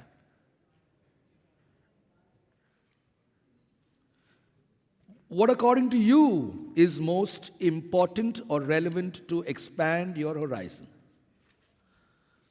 Create. Okay, so the first one, care, is create, huh? It's not care, it's create, okay? That's a typo. And we've done that, nobody noticed. See? That's why nobody voted for it. Okay, so 40% of you said adapt. Adapt. Some of the speakers are going to be talking to you today about adapting matlab aam janta, mango people. Kisi aur ne kar diya, maine bas, I have been a part of that. He's going to talk to you about creating, digging out of your domain. So, how many of you said reinvent? Can you put your hands up? Okay, you know what? We are generally Indians and Indians are loud people, right? So, how many of you said reinvent? Can you give me a shout? No, hands down here. Imagine I'm Helen Keller, I can't see. How many of you said reinvent? Shout. How many of you said reinvent? Okay, so that many said reinvent. Quite a significant number. How many of you said excel? How many of you said excel? Come on, give me a clap. Come on, I need some audience engagement here. Oh, there's no excel here. Expand, okay. So that was meant to be excel, ideally. So this is where we I think Shweta deliberately is testing your capability of seeing who is paying attention. How many of you said create, which is the first one, outside, or how many of you think create, and how many of you think adapt? So we're going to have these kind of placards, and I'm going to do a decibel count. When you clap, we have a decibel calculator that tells me which is the loudest, okay? Who is paying... So right now, everybody thinks adapt is the most significant or relevant to expand your horizons. Now we start the quiz. Ready? सांस ले लो. अगर आपने ज़्यादा नहीं खाया तो okay, सांस छोड़ दो. ज़्यादा खाया तो चेयर थोड़ा पीछे करिए. तो टेबल पलटी मारेगा. Ready? 1, 2, 3. First question. Yes, sir. The QR code again. Wait. QR code. Just go to Kahoot. What's the ID code? Go to Kahoot. We'll give you the ID code. 148962. I will repeat. 148962. Got it? Anybody who's come in now, there is still time. Whenever you come in, just download Kahoot, ID code, walk up to Shweta, she'll give you the ID code. This gentleman is the only one here. So what's your name? Sorry? Stanu Murthy is the only one who remembered the ID code by heart. नहीं कहाँ पे? नहीं sir छुपा हुआ है. Sir थोड़ा तो credit दे दो. कैश नहीं दो लेकिन क्रेडिट तो दे दो उसको. कैश कोई देता ही नहीं है. Okay, ready? First question. Pay attention. First question. First question. Double your points. For this you get double your points. Who from India scored the goal against Kuwait in the pre-World Cup qualifiers, the match that happened recently at the Sheikh Ahmed Jabir Ahmed Sabah Stadium? Was it Suresh Singh, Amrinder Singh, Gurpreet Singh or Manveer Singh? Don't tell anybody else the answer or tell them the wrong answer. Who among these four scored at the match Kuwait versus India that recently happened? And the correct answer is, what is it? Manveer Singh. That is the correct answer. So, we're not going to be asking you questions only finance related, CA related. We're going to be asking you fun questions. Which was the most famous nursery rhyme in 2020? Anybody? Anybody? Baby shark, do do do do do do, baby shark. That was the most famous one. So those of you who have to keep in touch, have to keep in touch in all facets. So those questions are going to be revolving around there. So let us see who's up there. Let's show us the results also. So far, who is the number one position? No? Okay, our auditor says, ये विशेष सूचना है. जवाब के सही उत्तर जिसने भी दिया है आपको शो के अंत में मिलेगा. है ना? अच्छा. Okay, we're going to go on to the next question. The next question is, oh, we have it. And Ritesh Katti, where are you? Ritesh? Ritesh, कहाँ पे आप? Ritesh, ladies and gentlemen, all eyes on Ritesh. Shoot करना है तो उसे shoot करो. Abhi he is on number 1 position. Number 2 is Jainu with only 6 points away. Or is it 8 points away? Shahbaz Nizami, 925. Chirag Shah, Udit Ji is on 910. So these are the top 5 rankings. As we move on, the scores will keep coming up. I want to see some lady folk here. The last, we had all the ladies won most of the prizes. Are we doing the next question? Shweta? One more question? Let's go. So you're ready now? Question number 2. Double your points again. What is the greatest enemy of the human being? This was in our speech. Is it your past, your talent, obstacle, all of the above? What did C.A. Suresh Prabhu say? What is the greatest enemy of a human being? If you are listening carefully. Is it your past, your talent, your obstacle, all of the above? Pay attention. He didn't quote it one place, he quoted it, think. You have time. It's not the fastest, it's the correct fastest answer. हाँ sir, आपको क्या बोलते हैं? What do you think? Your past, पक्का? अरे सब छोड़ो कल की बातें. Correct. The correct answer is your past. The 28 and 3, you came after 9:45, I'm sure. Now we know how many people came in late. Ravin, you told me to find out. Here we go. We have a part of the answers. 31 people have. Okay, now let's use. Shahbaz is moved up to the number 1 position. Now this is what's going to happen.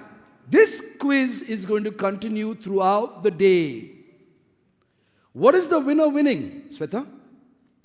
What is the winner winning? A Mercedes? Okay. The new S-Class Mercedes, black. Okay, it's a black color S-Class. So Ravi is saying, "Arey Lloyd, tera budget mein se nikal dega." Okay. So the winner for Kahoot quiz has an iPhone 14 for grab. So stay till the end of the event, enter, participate in all the quiz questions and be the lucky winner. Thank you. So if you want to win the iPhone 14, you miss even one question, you missed something important. Are we doing any more questions? Now? We're gone. Okay, we're done with our questions. Ladies and gentlemen, so we're going to do it like this. We're going to do 2 questions, move on, do questions, move on, do questions, move on. Each speaker, each discussion has to have your full attention. Because at the end of the day, यहाँ पे teacher तो पूछेगा. भाई साहब ये सही उत्तर क्या है? अगर आपने जान लिया तो iPhone 14 जेब में, नहीं तो ठेंगा बाबूजी का. You will get all of that and more. Let's move on into our first round, ladies and gentlemen. We have a subject which is very, very important and close to our heart. India is at the threshold of greatness. बहुत सारे लोग ये बोलते हैं. India is an emerging market. India is a developing market. India is going to be the future. पिछले 2 दिनों में हजार पॉइंट सेंसेक्स ने ऊपर मारा है. क्या है इसकी वजह? इन्वेस्ट करो तो इंडिया में, अगर नहीं हो इंडियन मार्केट में तो आप कहीं नहीं हो. Everybody is thinking about India as on the threshold of greatness. But when we talk about India on a threshold of greatness, the unfortunate thing is everybody thinks only about the equity market, the stock market. And the equity market and the stock market has nothing to do with the economy. So today, our next discussion, our first discussion, is going to be talking about India, the economy, and now the byproduct, which is money. India, economy, and the byproduct, which is money. And how it is going to affect you. Like Jerry Maguire says, show me the money. One of our speakers was out talking to some folk, and he's heard from them that India, the Indian rupee has been depreciating by 7% over a period of the last few years. Now, is this a good topic of debate? Is it a discussion to have? हमें क्या फर्क पड़ता है? अरे last year हमें 250 मिला था, अभी 260, 268, 270. अरे भेजो पैसा, भेजो पैसा, भेजो पैसा. For us, we care only about the rupee depreciating. But there are a lot of other factors. Inflation, how it affects the pocket, gas का प्राइस क्या था, क्या हो गया, कांदा, बटाटा, हमें वो सब कुछ फर्क नहीं पड़ता. 270 मिला, चलो भेज दो. 250 मिला, नहीं नहीं, रोको. So there are certain conceptions and misconceptions that we have which are going to be clear today. And we have a list of 3 distinguished guests who are going to be talking to us about India, the greatness of the country, and the byproduct money. Please allow me to invite and introduce our first distinguished guest, CA Sunil Singhania. Please join us up.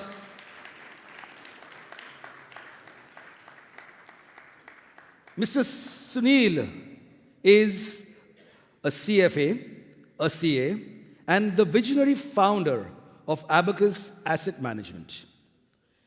This is an app, an Indian-focused asset management company, and in less than 5 years, sir, thank you very much, kindly have a seat.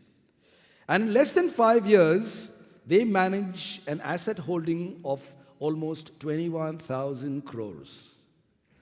They have been and continue to be in the emerging markets.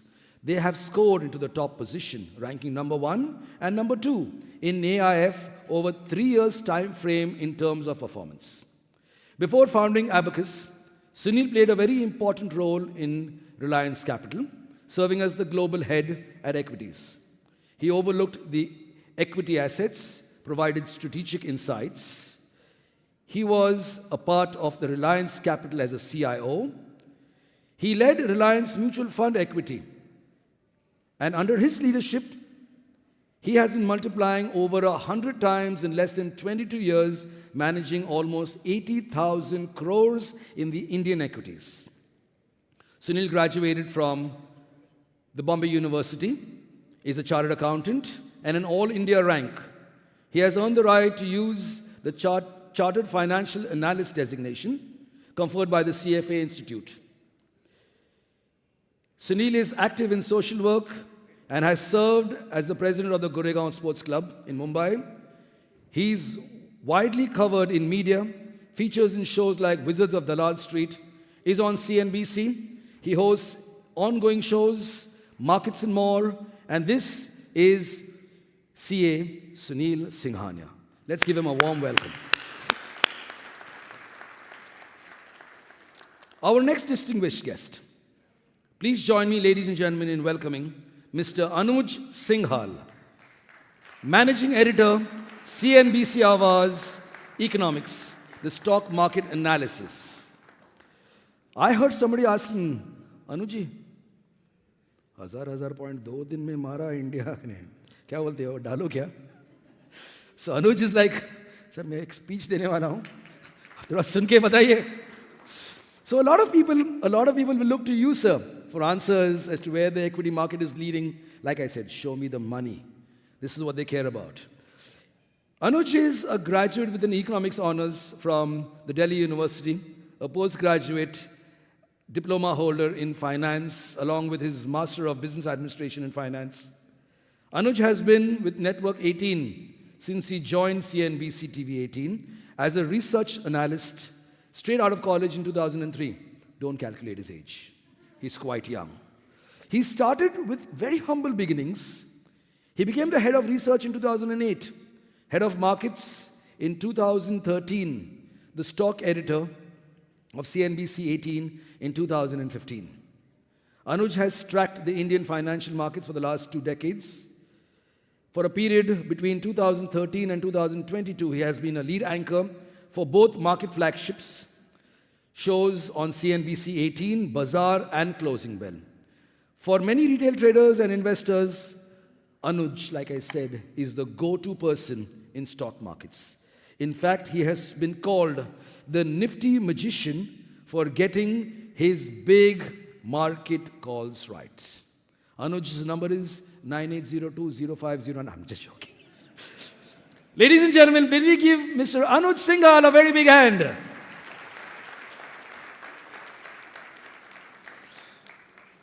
And this session is going to be conducted by Hamare Apne Chahite, somebody who gains a lot of respect in the Kuwait market. He is addressed not as CA Sanjeev Agarwal, he is addressed as Sanjeev Ji, a very respected gentleman in our community. Thank you for joining us, and allow me the honors to invite CA Sanjeev Ji Agarwal on the dais as our final dignitary. CA Sanjeev is the CEO and Managing Director, the Middle East and India Productivity Member Firm. Sanjeev is a part of the Middle Eastern and India regions, and he's one of the founding members of the firm in the Middle East as well as in India, and has been instrumental in establishing productivity amongst the leading business consulting firms in the region. Under his leadership, he has expanded 44,000 employees in across 17 countries.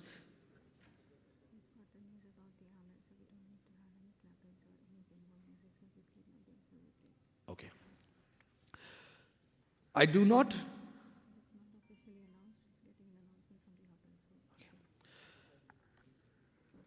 We've just been informed that there is a dampen in some of our activities. So there might not be, I can't disclose the reason of the dampen yet, but we will not explicitly clap, applaud, participate in activities that are entertainment oriented. We will still continue with our knowledge-based, our leadership, and our imparting of the entire theme, expand your horizons. So the news is becoming clearer.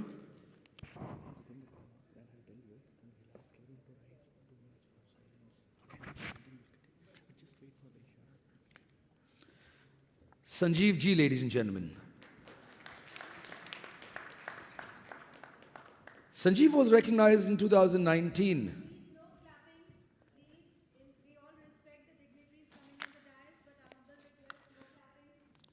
So let's follow the very traditional Indian method of salutation. Saath jod ke namaste kar dijiye. We respect whoever is coming up on stage. Namaste karke namaste kar dijiye. It will be a form of respect to what's really happening right now. And this is a very important aspect of adaptation. How do we adapt and still carry out the reverence of what has happened and create with what is needed at the hour? So, Mr. Sanjeev, Mr. Sunil, and Mr. Anuj. All three are going to now be discussing what we mean when we say India is at the threshold of greatness. I leave the dice to you. Duresh? Thank you. Thank you so much. I hope everybody can hear me. So I'm pleased to be with two esteemed panelists, Sunil Singhania ji and Anuj Singhal. They don't need an introduction. They are well-known face, well-known figure in the Indian economy side of it. They would have done the introduction, but just to give a quick update, Sunil ji runs a very large PMS fund under the name Abacus Capital. And Anuj, who used to be with CNBC TV 18, but now he's a managing editor with CNBC TV Awaz. So both of them, welcome to Kuwait. It is their first visit to Kuwait. Yeah. So welcome to Kuwait. Thank you. So the theme of today's session is India at the threshold of greatness. The question which is there to both the esteemed panelists, the last 10 years, we have seen changes in India, a lot of changes in India. It has been a great journey. The economy has grown, the GDP has grown, infrastructure have changed, GST was introduced, so a lot of changes has happened. But what makes us believe that the future would also be that great? The past is there. We can see the past, the 10 years behind us. But how do we see the future? Whether the past will show the path to the future?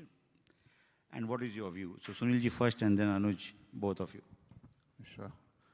Thank you. Thank you everyone for having me. Really appreciate. So, first before I start, a small disclaimer, I'm always positive on India. So please take my view with a pinch of salt. But having said that, I think Sanjeevji mentioned about 10 years, but actually we have to go a little bit more in the past. We got our independence in 1947. If you remember, that time we were a very, very poor country. And all our forefathers, the primary objective in their life was roti, kapda and makan for their families. I think we've graduated from that. And we started to grow in mid-80s. The first phase of industrialization happened. And now when you see, Indians going abroad, studying, returning back with technology, with the best practices, and I think that is where the whole growth is really, really going to the next level in terms of the speed. And that is also reflected in the numbers. So, 1947 to 2007, the first 60 years, we saw $1 trillion in economy. The next trillion happened in like 8.5 years. The third happened in like 6.5 years. And now after almost 77 years of independence, we are around $3.5 trillion in terms of the economy size. I think this is past. Now what is going to happen, even if we are able to grow at 6-7%, we would be a $7 trillion economy in the next 7 to 8 years. So Sanjeevji, what we have achieved in terms of wealth creation over the last 77 years, the same is going to be achieved over the next 7-8 years. And I think this is what we have to keep in mind, and this is how India is changing. Now, you look at the immediate past, 2000 we had 2020 we had COVID, 2021, 2022, 2023. The whole world is debating whether there will be a recession or 0% growth. In India, we are debating whether we'll grow at 6% or 7%, which is a better debate to have. And actually, we have ended up growing upwards of 7% even in this year. So I think there is no doubt that, as I said earlier, that the wealth which we have created cumulatively over the last 77 years, the same wealth is going to be created over the next 7-8 years. And I think that is, in short, the story as far as India is concerned. So, Anuj, you want to take a... Yes, I think Sunil sir has already mentioned a lot of numbers, so I won't get into numbers. I am more of a emotional person, so I'll just refer to something which happened, I think, 2 weeks back. I am, of course, on TV 4 or 5 hours a day. I'm tracking market on a daily basis, hourly basis, minute by minute basis. Sometimes if the market does not move for 30 minutes, it looks like, the market's just not doing anything. So there was a time when we were struggling. I think Nifty was struggling to cross 20,000. I was saying, what is that one trigger which is missing? It just needs some push to cross that 20,000 hump. And that was the same time, so many of our people were stuck in that Uttarakhand tunnel. Okay. And I think that moment, that week, when, it became clear that all of them are going to be rescued, the Nifty all of a sudden had a 100-point rally and it crossed 20,000. I think for me, that was the moment that, we, as a country, we always look upon, US and Europe and, look at how they have value for life, for every individual life. They value each and every individual's life. I think this, after a long time, was an instance. For example, I had made it very clear to my team that this, for us, is now the biggest event. The next 1 hour, when all these people are going to be rescued. I think for a country to be great, of course, it needs to be great in terms of economy, it needs to be great in terms of market, it needs to be great in terms of per capita, but it needs to reach a stage where, there's value of life for each and every individual. And I think we have arrived there. And I think I see that over the next 10 or 20 years, the kind of, strength that we have, the kind of unity that we have as a country, I think that's something which makes me believe that we are truly at the threshold of greatness. I don't want to repeat numbers because Sunil sir has already beautifully explained that. So thank you so much, Anuj. So what Anuj was referring to, many of you would be aware, in Uttarakhand, there was a tunnel collapse. A large number of workers were trapped, and they were trapped for a long period of time. The government of India, along with a lot of the foreign help, were able to rescue each and every worker who was trapped in that tunnel for more than 15, 17 days, Sunil. Yes. Anuj, that's what I think. Absolutely. And they were able to also feed them after 2 weeks, 8, 9 days, they were able to feed them in a liquid way. They were able to open that 6-inch hole to get the food to them. And each one of them were rescued. And this is what Anuj is talking about, that valuing the life of each and every individual. So thank you, Anuj, bringing that up. So Anuj, Sunilji, Anuj, both of you, again, see, if you look at, as of now, say in 2024, we will be $4 trillion economy. If I look at the service sector, contributes, say, around 53% of our GDP. If I look at manufacturing, and specifically if you look at industrial part, it will be 2022, but manufacturing per se would be 14, 15%. Now, if we need to be $10 billion economy, how we will go in that path? Will service will continue to play that bigger role, or the manufacturing needs to get its piece? The sun under. No, I think very, very valid. India is now the most populous country in the world. And again, I go back, one thing which we as Indians have done is, if you look at our, again, forefathers and fathers, despite all the adversities, they try and ensure that they give the best education to their kids. And I think slowly the literacy level in India has risen. I think India is now the #1 country in producing engineers and so many other professionals anywhere in the world. And I think this bane, which was a large population, we used to always say India's population is a problem. I think that has become a boon. And over the last 20, 25 years, particularly, thanks to visionaries like Narayan Murthy and Azim Premji and so many others, this whole IT services sector was sort of created out of nowhere. And today, the world vouches for the IT services company which are based in India. And they were able to absorb a lot of the new talent or the new graduates which were coming out of Indian colleges. And somewhere, India became the service capital of the world, and China, obviously, because of all the push from its government, cheap electricity, cheap capital, and so on and so forth, became the manufacturing capital of the world.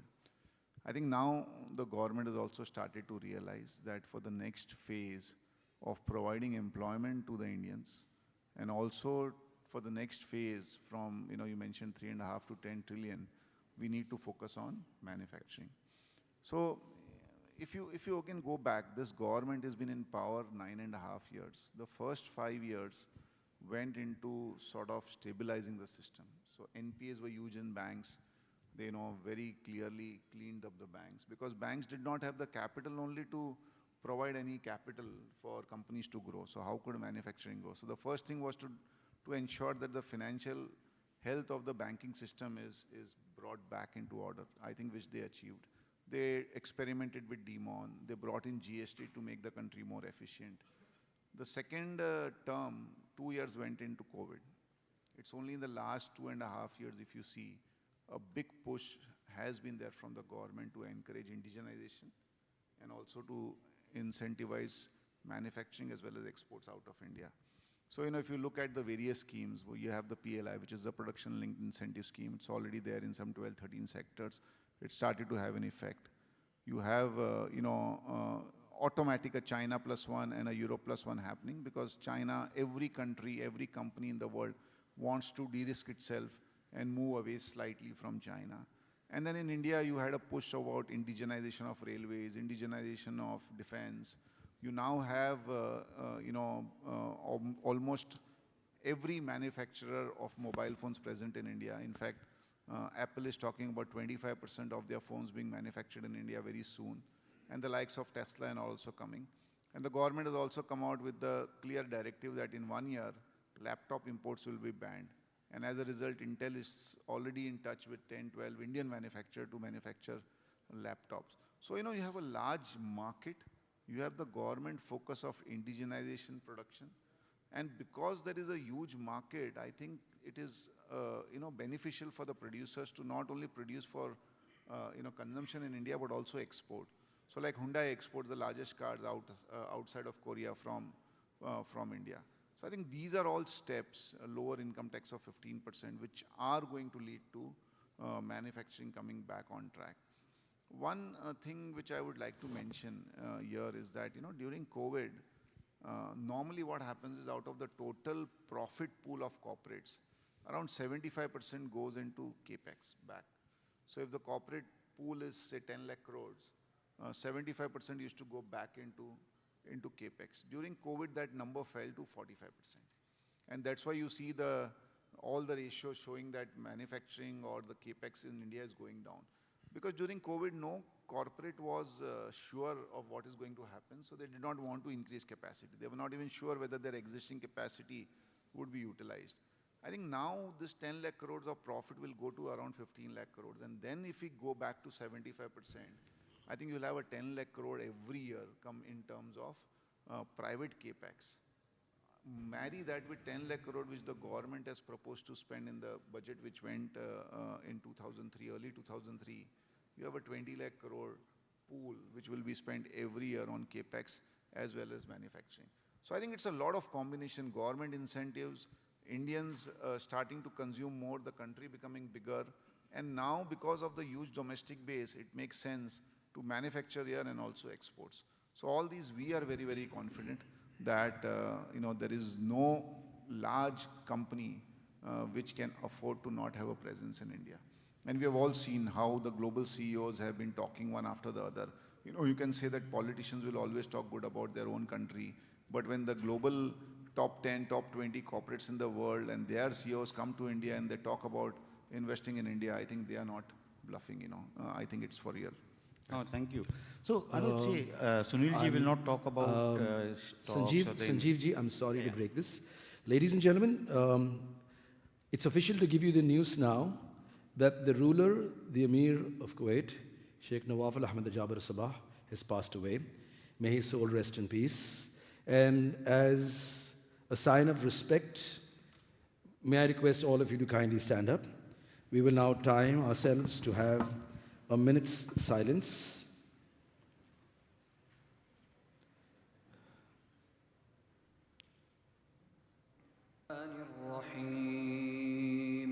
سبح لله ما في السماوات والأرض وهو العزيز الحكيم له ملك السماوات والأرض يحيي ويميت وهو على كل شيء قدير هو الأول والآخر والظاهر والباطن وهو بكل شيء عليم هو الذي خلق السماوات والأرض في 6 أيام ثم استوى على العرش يعلم ما يلج في الأرض وما يخرج منها وما ينزل من السماء وما يعرج فيها وهو معكم أينما كنتم والله بما تعملون بصير صدق الله العظيم. Thank you, ladies and gentlemen. Sanjeevji, continue. So thank you, Sunilji. So I think manufacturing is a theme which, so if you look at this room, most of them are from India. Many of them would be investing in India, or many of them would like to invest.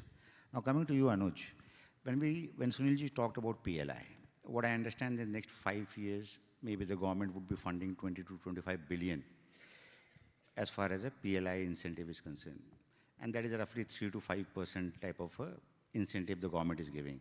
If I gross up, that means it's almost $500 billion of investments which are going to go in. Now, how do you see that? What is the advice which can be there for my fellow investors who are there in India? How do you see the whole EMS space, the whole electronic manufacturing space? What are your thoughts? Sunilji will not talk on these talks, but you are free to go. Oh, absolutely. And I think you can look at Sunil sir's portfolio, right? So, so much manufacturing in that. So obviously, that's going to be a big feature. Before I get into that, I'll just give you one example. When I was born and brought up in Gurgaon, and when I used to go to school, we used to cross Maruti factory. Okay, and at that time, how many cars were we producing? I think now in one day we produce more than what we were producing at that time in 1 year. Look at the sales numbers every month of Hero, Bajaj, and all these companies. Millions of units, right? So obviously, a large part of this growth is coming from the fact that a lot of people in India are earning a lot and are willing to spend and buy, cars, two-wheelers, and all of that. So services alone can't take you beyond a particular point. Manufacturing has to be there. You spoke about PLI. I think what the recent election victory did in the state elections, it sort of gave you confidence that perhaps, it's one risk which was there for the market is getting out of the way, and this government is going to come back. I think you can see that the way the stocks are moving. For example, I'll just give you one example. Dixon Tech, okay. Look at how it's rallied after that election verdict, because it's very clear that India needs not just one Dixon, it needs at least 10 or 15 Dixon. And these companies are working at a wafer-thin margin of 3 to 3.5%. Still, it's such a great business to be in because there's so much visibility, right? And that's why these stocks are doing so well. Normally, otherwise, how many stocks would you see which have 3 to 3.5% margin profile doing so well in the market? I think this is one space. Having said that, in this space, you would see a lot of mistakes as well. I think we've already seen 5, 6 IPOs in this space. All of them have done phenomenally well. I think in the last 2 years, if you had just made a basket of these stocks, you would have done phenomenally well. My sense is that over the next 3 years, these stocks will still deliver almost the same return that they have delivered. Of course, you'll have to make a basket because a couple of them may not do too well. But I think PLI is going to be huge. And I think, we might get to hear very soon on Tesla as well, because I think the negotiations are still going on in terms of the duty structure and all. I think that's going to be huge if Tesla starts to make in India. I think Xiaomi, Apple, all of them have started to make in India. Sunil sir spoke about the fact that laptop import is going to be banned and all. So I think this space is going to see over the next 2 years 10 to 15 more IPOs. And I think a lot of people are really taking advantage of this. And I'll tell you one thing, all of us have a particular point that 10 years back, this was a defining moment. 20 years back, this was a defining moment. I think 20 years from now, everyone would say that Make in India was the defining moment of India. I think when it started, a lot of people ridiculed it, and a lot of people said that, okay, it's not going to work and all. I'm telling you, 20 years down the line, you would look back and say that that was the turning point for India, Make in India. And I think you will see a lot of movement in that area. Oh, thank you. I fully agree. I think if India has to achieve 10 trillion, the manufacturing has to play a bigger role. And that's what the catch-up would happen. So if you look at the whole household savings in India, at this point of time, that is going down as a percentage of GDP. People are spending more, and even the liabilities or the loans at a personal level continues to increase. You saw recently the RBI guidelines which came for the NBFCs.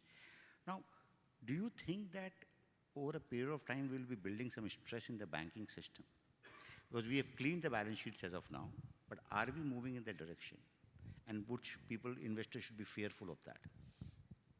I think, see, by nature, Indians tend to be big savers. We have a habit, if we earn 100 rupees today, we'll spend maybe 60, 70, but 30, 40 we will definitely save. I think that is ingrained in our DNA, and therefore India's saving rates have always been upwards of 30%. I think last 2-3 years, what you saw was a mix of a lot of things. One was, as I said, COVID, in which a lot of people did not have income, but you had expenses. And then last 2-3 years, inflation has also been very, very high. Inflation, the core inflation, whether it is food or all the thing, and services inflation, whether it is healthcare, education, and so on and so forth. So I think it is not wise to look at the savings rate going down only in the last 2-3 years.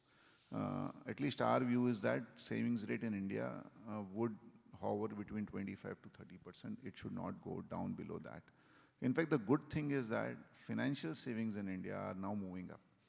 Because of the demon and because of the general cleaning up of the economy and less, I would say, unaccounted wealth being created and more official or more systematic and tax-paid wealth being created, I think it's becoming a more efficient financial saving country. So financial savings are moving up in the country. And therefore, we are not in that camp which believes that savings rate will dip. Yes, it is now more acceptable to borrow. So I think mortgages, for example, are pretty prevalent. And there is no taboo in borrowing for mortgages. And a lot of these household that is predominantly either mortgage loans and to some extent vehicle loans.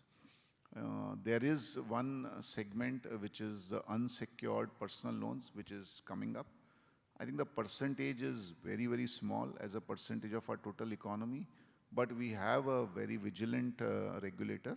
And before it becomes a problem, I think the regulator has come down and tried to make it a little bit more difficult for someone to borrow for non-business use. Like what I mean is that you just borrow and spend.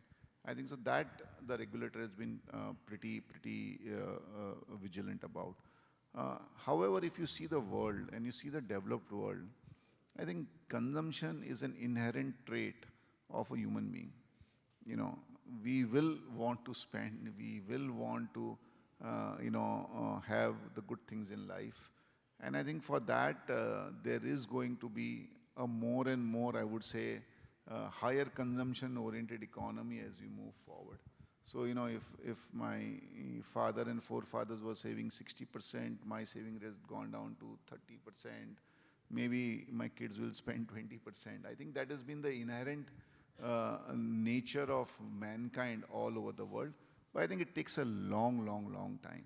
And if it coincides with your income levels going up, which is the fact, like per capita income has been going quite significantly, and we are at that hockey stick curve at this $2,700-$2,800 per capita can go to say $5,000 in the next 10 years. I think we don't have to worry at all at this point of time. And asset quality is pristine, is very, very good. Credit costs have fallen to like 20, 30, 40 basis point. Even if they normalize and go to 70, 80 basis point, the financial sector is very hale and hearty. Thank you. I'll Yes, just add please, please, yeah. a bit, and I'll go by my personal experience. I lost my father to COVID in 2021, and after that, it struck me that life's not certain, and I was a very conservative individual in terms of savings. I used to save a lot. Okay, after that, I started to spend a lot. Okay, because I thought that, okay, let me enjoy my life. So I started to spend a lot, and at the same time, instead of saving, I started to invest a lot and also put a lot of money in insurance. Like, I have 2 young daughters, so I want to make sure that if something happens to me, that, they are taken care of. So all of a sudden, and also perhaps, over the last 2 years, the interest rates in India came down so drastically. I think there was absolutely no incentive for individuals to save. And so many instruments are giving you so many returns, and especially the stock market's been booming. A lot of people over the last 2 or 3 years, they have not seen a correction. They just think that the stock market's only going to keep going one way up. So all of a sudden, there's, I think, less of interest in saving. And I think a lot of people want to put their money in stocks, cryptos, real estate, whatever. People want to move to bigger houses. Look at what luxury market is doing. Luxury real estate market is doing in India. I think a lot of money is going to luxury real estate. So I think in that sense, because I look at myself and I'm thinking, the country is an aggregate of people like me, right? So at the end of the day, if I have started to save less, I think that's perhaps what people are doing. And I'm not young anymore. I'm in my mid-40s. So I think a lot of youngsters perhaps have started to do that as well. No, I very well point. I think this is a common trend I see. The expenditure, people believing that they need to live their life rather than they leave the money for somebody. That thought process is changing. I know we have 5 minutes. I will just take one important question. There are a lot of people in this room who invest. You rightly said that a lot of investors were born in 2020 during the COVID period. And they have only seen one-way journey. You put the money, you will get the return. So you put it in the box, something will come out. What one should be very careful and mindful as they are trying to invest, build portfolios, what route they should take, what they should be mindful. And also, if you have to construct a portfolio or you want to invest, in addition to the advisors, whether it's a mutual fund, PMS, or whatever route you may take, what are those sectors you would think people should focus on? Okay, I think you can, for starters, invest in Sunil sir's fund. That, I think, has done well, and I think will continue to do well. Look, I am someone who, draws a lot of analogy from sports. I always keep telling youngsters whom I meet that, for example, Novak Djokovic, when he won his first Australian Open in 2008, at that time he would not have thought that I'll win 23 Grand Slams, right? You start with your, what you can do right now, your next big investment. Don't think, a lot of people are already thinking, they come to me and ask me, what's the next 100-bagger? I mean, if I know it, then I would not be working here, frankly. Okay, so, you can't start by thinking, investing in terms of, 100-bagger. Invest in a good company, give it time, and with time, perhaps, I think Sunil sir would agree. I mean, when he would have started, he would have never known that, a Muthoot would be such a big beggar for him, or a Jindal Steel would give him so many returns, or, a DVS, for example, would do so many, so much wonders in his portfolio. If you start by thinking like that, you would not go far. Okay. And the other thing I keep telling is that, for example, if I ask in this room, who's your favorite cricketer? Okay, most of them would say Sachin. Some old timers might say Kapil Dev. Okay, the new ones would say Virat Kohli. My favorite cricketer was Virender Sehwag, for example. You may not have too much talent, but you believe in your ability. And if you are a good trader, do good trading. Don't believe in it. Don't go by all this noise that 90% traders lose money. If you can be in that 10%, good for you. If you can make money via that. If you are a good investor, be a good investor. What a lot of people make a mistake these days is they forget their inherent strength and they try to copy someone else. I think in India, over the next 20 years, you will make a lot of money, whether you invest or you trade or you do a combination, dependent on if you do that well. That's the only thing that you got to do. And please, avoid mistakes, avoid costly mistakes. If you do that, you'll be fine in the market. I think Sunil sir perhaps want to add more. I think, see, we spend a lot of time in worrying about what can go wrong. And I think a lot of investors have missed the bus because of time and again thinking what can go wrong. Unfortunately, Indians have great traits, but they are also a little bit, I would say, being critical about themselves. So, there are 180 countries in the world, 180 factors. We believe that any factor anywhere in the world, if it happens, it will impact us. And somehow, if you find reason not to invest, my view is that just start thinking what can positively happen. We talk about rupee depreciation, gentleman said 7%. The rupee depreciation has been 3.5% last 15 years on an average. But the perception is that it's much higher. The other thing is that going forward, at least my view is that oil will be $40, $50. Why should oil be here? US is making more oil than even Saudi. They're already at 13 million barrels. They will go to 15 million barrels. We are using less oil because everything is becoming more efficient. Solar power is now so cheap. And, at least in India, when we speak to companies, every company has a strategy of having 20 to 70% of their energy coming from solar. Then you have the EV. Then, hydrogen is, billions and billions are being spent on hydrogen. It is possible that demand for oil might just slump. And just imagine what will happen if oil becomes $40, $50. India would be the biggest beneficiary. In fact, it is said that in 20 years, India would be the exporter of hydrogen to the world. So what oil did to Middle East, hydrogen can do to India. Then you have foreigners, where are foreigners going to invest? China is now the villain of the world. Russia, no one wants to invest in. Europe is degrowing. I think India comes across as the largest economy where billions and billions of dollars can be invested. And that would mean that our current account deficit, which is anyway only 1%, might become current account surplus. And if you have more dollars than we need, obviously rupee has to appreciate. In fact, this year also it would have appreciated, but the fact that the Chinese currency and all the other currencies are depreciating, India cannot afford a appreciating rupee because then our exports will become non-competitive. Then you look at the growth, which country is going to grow at 7% for the next 7-8 years? It's only India. Which country has the same prime minister for 15 years? In UK, prime ministers are changed every 6 months.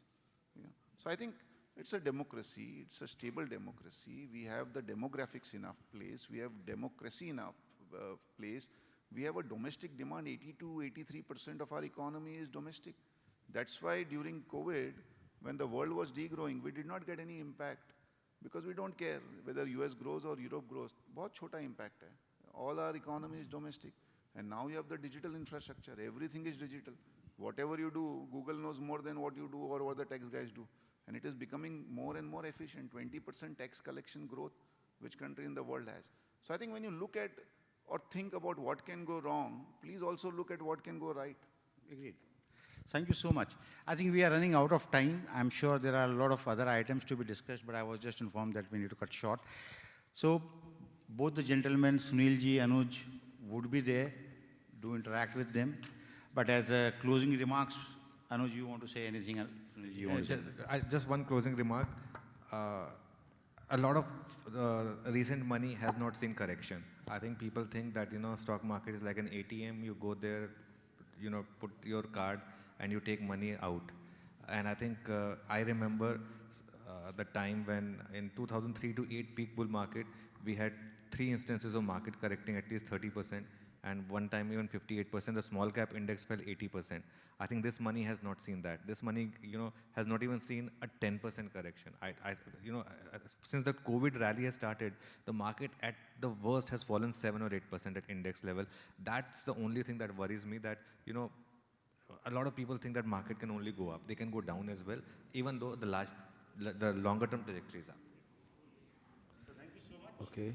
Thank you, everyone. Thank you.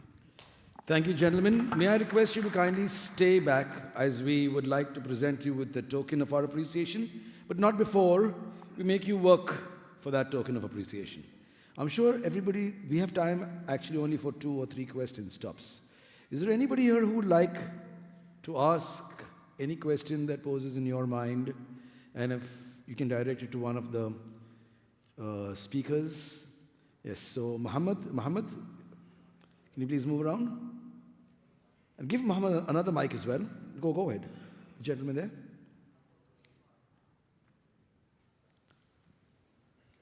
Give him another mic so that he's ready.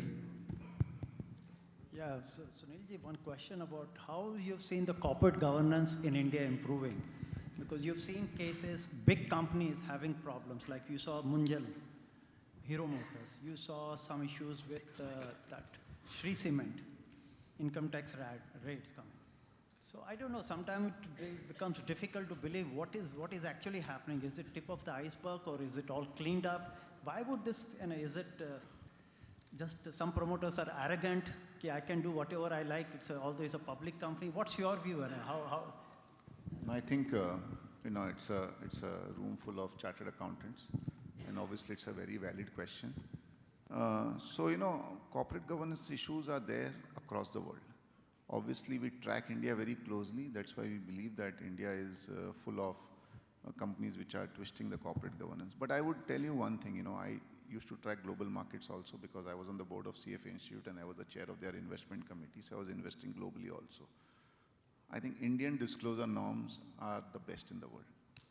If you go on the website, the information you get, I don't think anywhere in the world you get that kind of information. The Indian promoters have also realized that to be in the top 100 or top 200 richest people in the world, they don't need money in the bank, they need market cap. And market cap is a reflection of corporate governance also. I think the sporadic incidences are also because the regulators have ensured that the smallest of smallest things they are taking into consideration. And I think that is ensuring that people are more careful. Sometimes some things happen out of maybe, a little bit of lethargy or something which you don't intend to do. And a couple of instances you mentioned maybe might be that, I don't know. But by and large, I think Indian corporate governance are phenomenal because markets are rewarding companies with good corporate governance. See, ultimately, what is the market price of a stock? It is MP, market price is equal to EPS into PE. EPS is the earning capacity of the company. P is the perception. If your perception is good, your market price will automatically good. And the biggest beneficiary is the promoter because they own the largest shareholder in this. So I would say that corporate governance, and being an avid balance sheet reader myself, corporate governance standards have improved phenomenally. There will always be black sheep, not only in India, everywhere. Madoff happened in the US. It did not happen in India. Enron happened in US. It did not happen in India. And I think there would be sporadic incidents everywhere in the world. But we are very, very happy with the way corporate governance standards have gone in India. There are still companies which are manipulating their things, but markets are now much more smarter than they used to be. Okay, I think for the sake of time, we have one more question. Muhammad, if you can please go ahead to the gentleman there. Thank you. I will direct my question to Mr. Anuj. So, in your view, what are the top 3 challenges to economic growth for India? Top 3 challenges? Yes. Okay, I think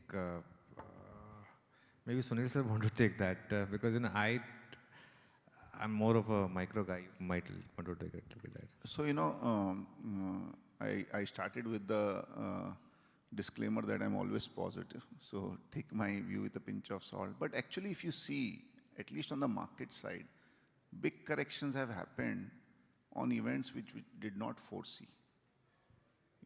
Events which we foresee, markets have already discounted it. So as far as markets are concerned, there will be some event which we have not foreseen which will cause the markets to go down. But as far as economy is concerned, I think very clearly we are in a phase where we need continuity as far as the leadership is concerned. So that is the upcoming most important factor to track. Second is we are dependent on oil. And though my view is that oil will go down, for some reason, if there is some geopolitical concern like what has happened recently in West Asia, you will have a spike in oil, and which can, to some extent, be a headwind as far as India is concerned. Third is, the world is basically been printing money, particularly the US. And we hope that there is no Lehman kind of event which happens, which at this point of time does not seem to be the case, but Lehman also happened all of a sudden. So I think if there is some global economic crisis, then no country can escape that. Thank you, gentlemen. We would now like to present a token of our appreciation to all three of our special guest speakers. To present the first one, I'd like to invite CA Umesh Soni, Treasurer, and CA Matthew Varghese, if you would please join us up to present a token of our love and appreciation to Mr. Anuj Singhal. Okay, we'd like to invite. Congratulations, sir. Thank you very much. No clapping, please. You can show your respect by joining the hands. Thank you so much. We'd like to invite CA Kaiser Shakir, past chairperson, CA Martin Parachira, executive committee member, to present the token of appreciation to CA Sunil Singhania.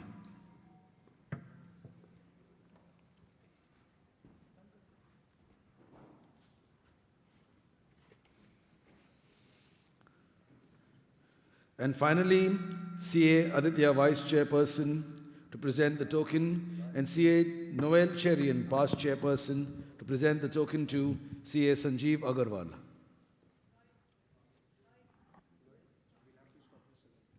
Yeah? Because of the news and the interest. We have to close it. So please announce it and people can continue for, and we'll take it up from there. Okay. With all due regret, ladies and gentlemen, it is out of respect and appreciation for what we have at this country that we would like to now abandon the rest of the conference. You are free to, however, help yourselves to a meal, and we will continue with our conversations offline, but the public event remains closed. This is your friend saying goodbye. God bless. Thank you for participating in the 3rd CA International Conference. Goodbye. Thank you.